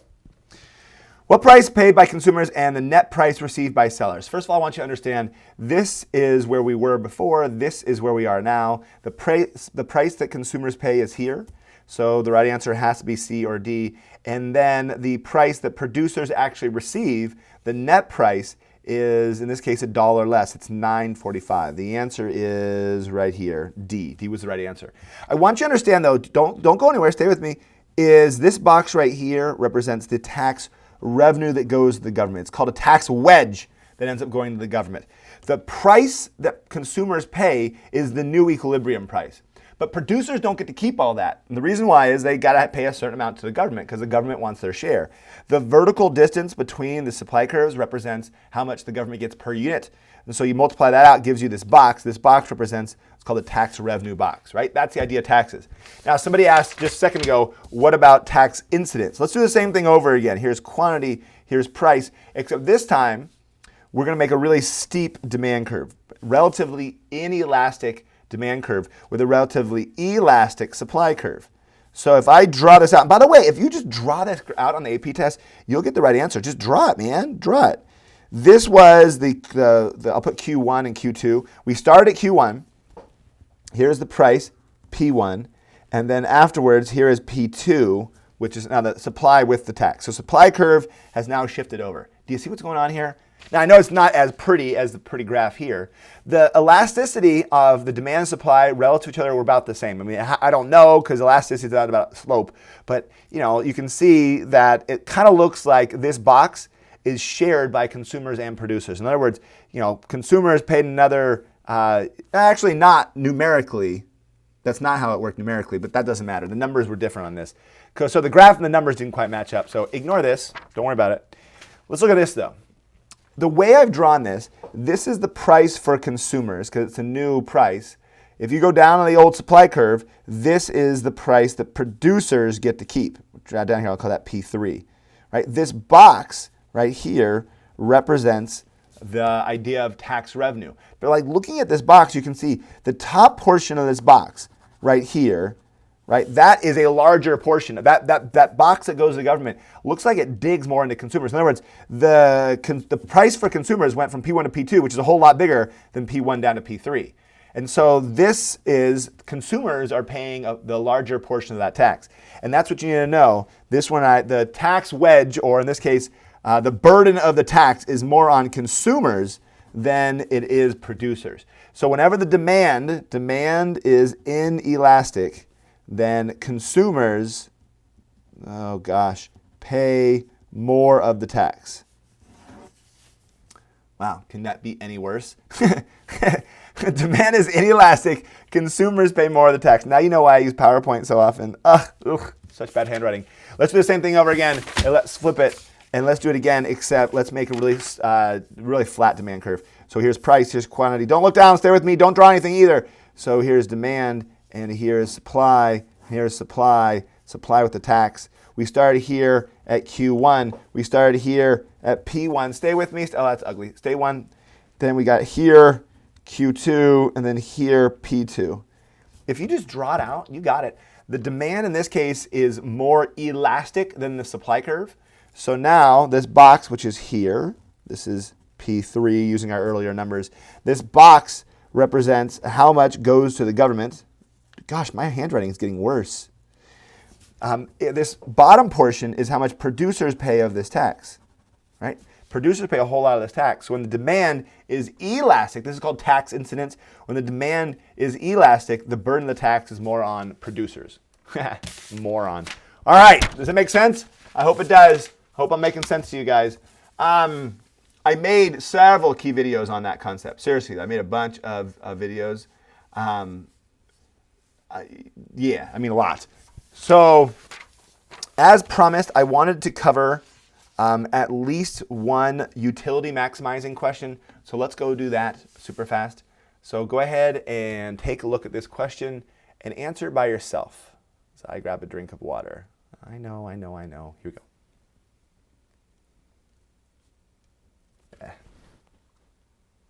Sorry, dude. Sorry. There you go.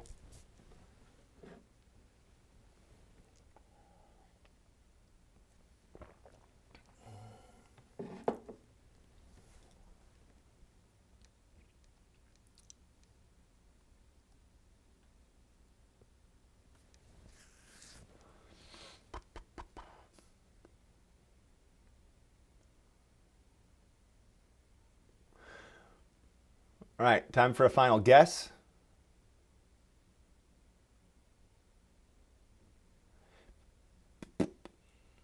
I talked about lump sum and per unit earlier. We draw negative externalities. Some people are asking same questions. I've got so many videos on externalities. You should take a look at them.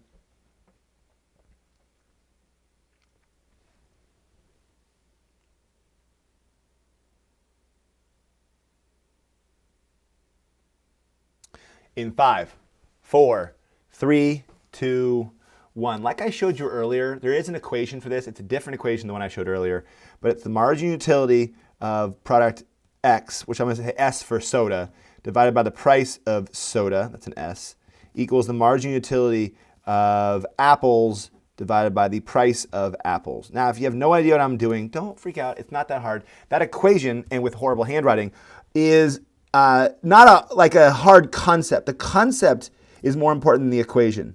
So the AP test doesn't usually ask, well, what's this equation? It's a concept. Do you understand the idea of margin utility per dollar? First thing, that information is completely useless. You don't need the quantity supplied or the quantity purchased at all. You don't need that for this. What you need to know is how much satisfaction is she getting from the soda. So let's look at the soda. The soda, the margin utility of the last unit she purchased was 10. So you got 10 benefit or 10 utils of satisfaction from that soda, and it cost her $1 each. So she got 10 satisfaction per dollar spent, or her margin utility per dollar is 10 from that. You obviously want to maximize that. That's a good thing. Like you want to be like, oh, cool, I'm getting a lot of happiness per dollar spent. On the other end, Jane, has margin utility of 25 for the apples, and it costs her $2 to get those apples. So how much does she have? Well, she has 12.5 utility per dollar spent from getting those apples. So what should she do? Well, she should buy more of those apples because she gets more satisfaction per dollar spent from the apples and less of the soda. So Jane buys more apples and less soda. B is the right answer. Jane can buy more apples, right, because she gets more satisfaction per apples and less soda to maximize utility. That is the right answer, and done. Again, this is totally one of those things, man. They're just, do you understand the steps that you have to follow to get the right answer every single time? Because notice, I can't really change the question much. This is not the kind of question you can be like, well, let's change it up and change out, what Jane does and what she doesn't do. All I can do is change out the numbers. So I can make this 30, and I can, so by me, I mean the AP test. The AP test can make it 30, and this is $5 or $2 or whatever. And so it's just to change the numbers. If you just change the numbers, you're going to be fine. That's called utility maximizing. People put B. Yes, you were right. Congratulations. All right. Let's switch over to something different. Now for something completely different. If you're cool, you know what that reference refers to. If you're not cool, that's okay too. But cool people will know what that is. Now for something completely different. When it comes to perfect competition, let's go take a look at this question. Notice I keep focusing the same things over and over again. On Monday, when I do the live stream, the bonus live stream for people who have the Ultimate Review Packet, I promised I will cover any concepts you want, and I won't stay so general. The reason why I'm saying general in this case is because, there's so many of you. 1, 2. Yes, Monty Python! Finnegan, you are awesome. That's what that's from, by the way. Now for something completely different. Yeah. I'm sorry. A little digression here. This is, yeah, it's from the Monty Python. So sorry. Okay, back to this. You're going to see questions like this. This is kind of AP test question. You're going to see. Let's just do it super fast. Which of the following segments of the marginal cost curve lies entirely in the firm's short-run supply curve? They're not asking you to identify profit or short-run or long-run or any of that kind of stuff. They're asking you just a definition question. Do you know where the supply curve is? This is remember when I showed you earlier the breakdown unit by unit? This is one of the questions I said, they ask a lot, right? Not necessarily the Holy Grail. It wasn't in the Holy Grail, but yes. Okay, so the marginal cost above average variable cost is the supply curve. Supply curve above marginal variable cost. So U and V and T would all represent TUV, the supply curve. So that's the right answer for this one. S does not count because anything, or let's make another A, anything below AVC, they should shut down. Now here's why this is important. Watch this. If the price was here, they would produce nothing. If the price was here, they'd produce nothing. This marginal cost curve equals the supply curve that you've been drawing this entire class. The supply curve you've been drawing, literally in all these supply and demand questions that you've been seeing and you've been doing, this is really just a marginal cost curve. That's all it is. And why does this stop in midair? Students always wonder well, why is it kind of stop here? The reason why is there's a little invisible AVC right here on all these graphs, because at some point, below some point, people are like, yeah, I'm just not going to produce it. I'm just not going to produce any of that at all. And that's the concept right here.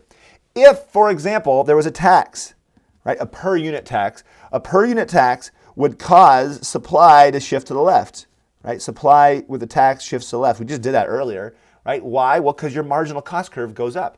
That's like your marginal cost curve going up. Your marginal cost curve increases, and so your supply, you cannot produce as many as you could before. If I give you a per unit subsidy, that's why supply shifts to the right.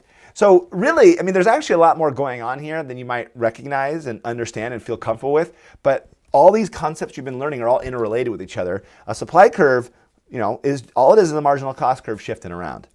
Okay, it's also important that you be able to calculate and do all the different things with cost curves.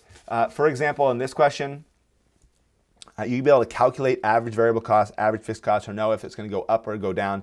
I'm not going over these. I know you guys want me to stop, go over it. I don't want to, and the reason why is I already made a bunch of questions for you guys. And each unit has several different videos where I give you multiple choice questions on screen and then I go over the answers to those. And then the practice test you have in the Ultimate Review Packet, there's a ton of those as well. So instead of doing that, let me switch back to you guys telling me information that you want to me to cover. So basically right now what I'm going to do for the next 14 minutes is cover some of the things you want me to cover, and then it'll probably inspire me to talk about something that's on the test that I hadn't mentioned before. Again, and I know I said this again, but I'm going to say it another time. Those of you teachers who are watching, first of all, thank you so much for watching my videos.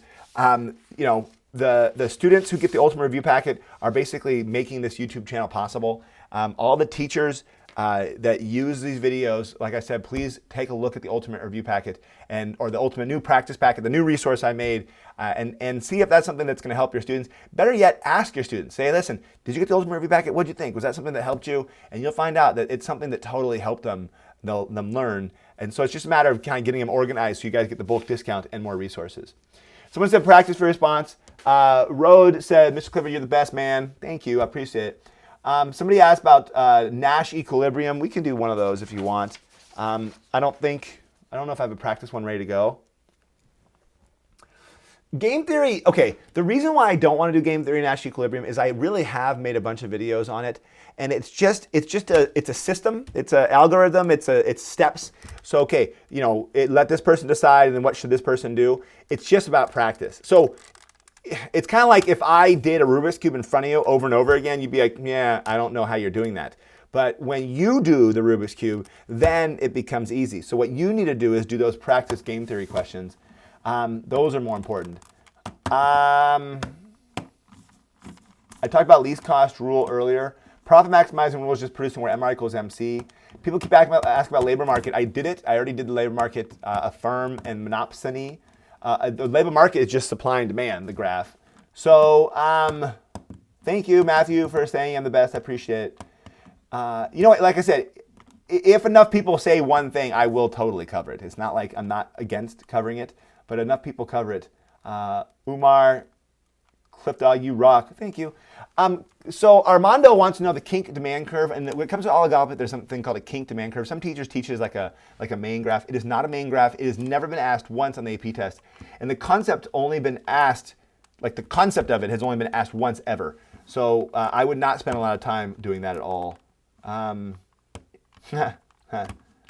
What is Nash?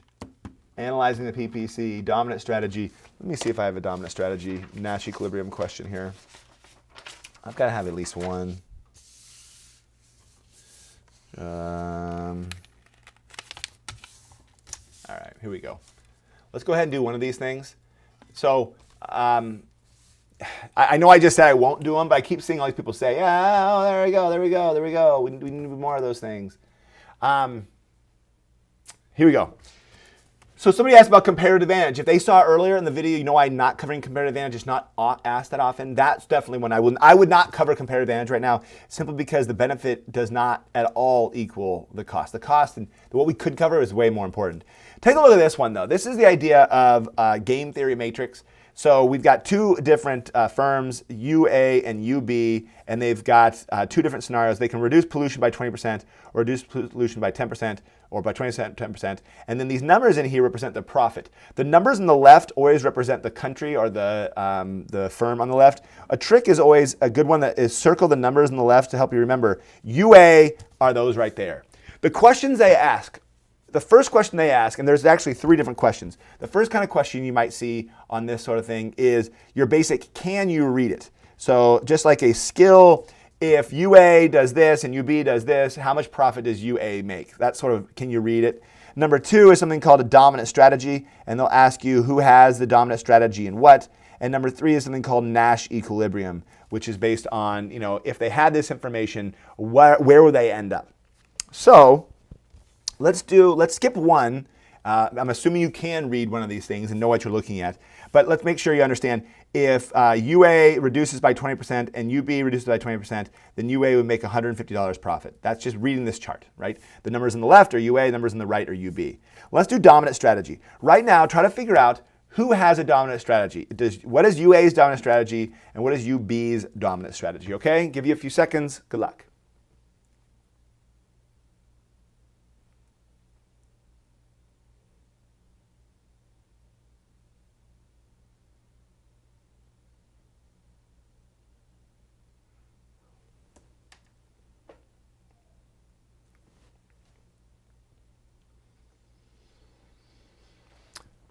Stop. Okay, super fast. Do me a favor before you go anywhere. Don't go anywhere. Don't go anywhere. Don't leave. I'm going to cover this and some other things. Please make sure to subscribe super fast. Just subscribe. You're already on YouTube anyways. Those of you who already have done so, you're awesome. Seriously, thank you so much. YouTube's weird like that. Subscribing is one of those things like, you know, even if you're not going to watch my videos every day for the rest of your life, even if you're like coming here at the very end just trying to review, just please subscribe because that tells YouTube I'm making good stuff. Let's go over this thing. Here we go. To find dominant strategy, the trick is let the other country make the move first. So if UB decides to do this, right? And so this is off the table. That's not even possible. Which one does UA want? 150 or 200? Well, they'd rather go, or 250. They'd rather do 250. So UA is going to choose reduce 10%. Now let UB choose the other thing. So I'll put this here, all right? So if UB does 10% reduction, which one would UA rather have? $50 or $100? Well, they'd rather have $100. I'm putting the star on the thing they want, and since the stars align, since the stars align, this is UA's dominant strategy. UA's dominant strategy is to reduce production by 10%. Oh, it's not pollution, it's production. Whatever. Okay, so there it is. Done. That's UA's dominant strategy. That doesn't tell you UB's. We have to go do it a different way. For UB, let UA make a choice. UA does 20%, right? What's UB want? 150 or 250? Well, they'd rather have 250, right? And then right here, if UA chooses 10% reduction, what would UB rather have? Well, they'd rather have 100. And since the stars align, oh, yay! They have double dominant strategies. right? So notice that there's two stars here. Wherever there's two stars, this is the idea of your Nash equilibrium, right? This is where they're going to end up. It's where they would want to be and where they're going to end up being if they have this information and there's no incentive to deviate from it. So if they were ending up here, UA it wouldn't be any better for them to switch to here, and it wouldn't be any better for UB to switch somewhere else. This is where they end up. That's called Nash equilibrium. Again, these little stars things, a little trick to help you out. Keep in mind, if let's say this was another number, I'm going to change it up to 500, then UB wouldn't have a dominant strategy. When it comes to dominant strategies, the answer is, this, or does not have one. So they could do reduce production by 20%, by 10%, or they don't have a dominant strategy. So the numbers just, changing the numbers changes the actual answers all around. Cool. Hopefully that makes sense. If not, that's all right. Let me get rid of that one and throw that out there. All right, back into this. All right. Let's see. You guys are just talking to each other, not to me. That's okay. Let's see another multiple choice question that you might actually see on this test. Somebody asked me about lump sum and per unit. They have asked, and they do ask about lump sum and per unit in the past a lot. They haven't done it as recent, but it's definitely one of those things. Make sure you know per unit and lump sum for a tax. Someone asked for a price discriminating monopoly, and the person was Abe. Abe, you want it, you are going to get it. A price discriminating monopoly is a different type of monopoly. Here's quantity, here's price. We have a downward sloping demand curve because it is a price maker, but we do not have a marginal revenue that's below. Normally, marginal revenue goes here, right? And the reason why is to sell another unit, they got to lower the price of the next unit. So I could sell units for $10 each. That's awesome, cool. But if I want more people to buy more, I got to lower the price down to like $9. But I can't lower down to $9 for some people and keep it at $10 for other people. I can't price discriminate. And that's why the MR is normally like this. But with a price discriminating monopoly, they can. They can charge one person 10, they can charge another person 9, another person 8. And so this equals the marginal revenue. So demand equals marginal revenue. This is a price discriminating monopoly. That's super important. Remember that. This is not a regular monopoly. We've got a marginal cost curve. As always, we have an ATC curve, goes down and up, looks like this. Where do they produce? Produce where MR hits MC, which is here, and quantity right there for a price discriminating monopoly. All right, where's the price? Well, the price is no, it doesn't go there. That wouldn't make sense. There's multiple prices. They're pricing all the way down this demand curve, right? Because the first person they're charging $10, next person they're charging $9, so you can't label a price. You can label a profit though. This is what the last price people want to pay down to the ATC and over. So they're making this much profit on that one. They're making this much profit on the next one. They're making all this different profit. And so here it is. This is the area of profit with a price discriminating monopoly. Notice how the profit is bigger. This is a monopoly we drew earlier, right here. Right? It was just a rectangle. This one includes the triangle. So got a question for you, and this will kind of solidify it. Where is the consumer surplus on this price discriminating monopoly? So consumer surplus is where? If I had to ask you to label it, you'd be like, where is it? And the answer is, there is none, right? All that consumer surplus became profit. Also, how about where's deadweight loss? Well, there is none. There is no deadweight loss because we're producing where the marginal cost hits demand. So consumer surplus disappears, deadweight loss disappears, and we just have a monopoly that's charging multiple people different prices. That's called price discriminating monopoly. That was a fun one. Okay. So I'm not done yet. So don't go anywhere. But I got a question for you. And so this is as I prepare to show you a few more things. Let me know real quick in the comments if this was helpful, if this was worth your time. I know that each of you had an opportunity cost. You could have been playing Fortnite and video games and hanging out with your friends, but instead you were here. So I guess I want to know if this was worth your time and worth your energy. Keep in mind, I am doing another one of these things, except it's a bonus one on Monday for people who have the Ultimate Review Packet. And I'm going to ask you guys to call me in on FaceTime, put you on the screen, ask me questions, and I can help you and be your tutor. You know what? Honestly, if teachers got the Ultimate Review Packet and, I could if I didn't have to feel like I had to ponder or ask teachers, please buy this all the time and have to worry about that, I would do these tutorials like for like a week long and just do tutorial after tutorial, making sure people get the help they need for the people who get the ultimate review packet for individual schools. All right, here's what these people said. Some people said, yes, so helpful. Thank you so much. Helpful. Thank you. Yes, nope. So one person's like, no. So Hot Shots Mania feels like this wasn't helpful. Why'd you stay for 2 hours, bro? Yes, very helpful. Fortnite, I love it. I've been sleeping. Very socially optimal. That's funny. Yes, I took notes. Absolutely helpful. So this makes me feel great. Seriously, I really do appreciate it. Thanks, Clifford. You explained consumer isn't that. It explained why consumer surplus isn't very helpful. Yes. The MR is greater than the MC, or the MB is greater than the MS, or MC, yes. Well, awesome. Well, there it is. So I already gave you my predictions earlier. I already ran over all the different concepts that I wanted to cover here. Keep in mind that my goal of this thing was not to teach you all the concepts over again. I do not have that kind of time. My goal was to remind you what's most likely on this test. And remember, that's all it is. It's just a test. I can tell you, now seriously, don't go anywhere. I can tell you that knowing and understanding economics is more important than just this test. This is just an academic thing that you're doing for college credit. But you really should. Now, I do want to point out also that no business actually draw these graphs. Like no one goes, oh, I'm going to draw my marginal cost curve. It's a concept. I use it running my own business, thinking about the additional benefit, the additional cost, what's my average cost, what's my fixed cost. Those are all important concepts, but they're not concepts that have direct application when running a real business.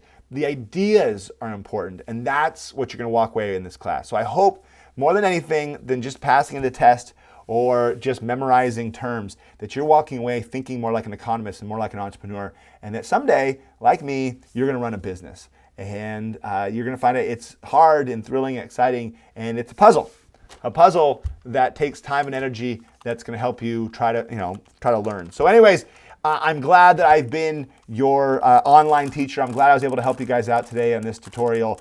If you need anything from me, let me know. Feel free to send me a line on Twitter and let me know if there's anything else I can do for you guys, okay? Thank you so much for watching, and thank you for, subscribing to my channel. Till next time!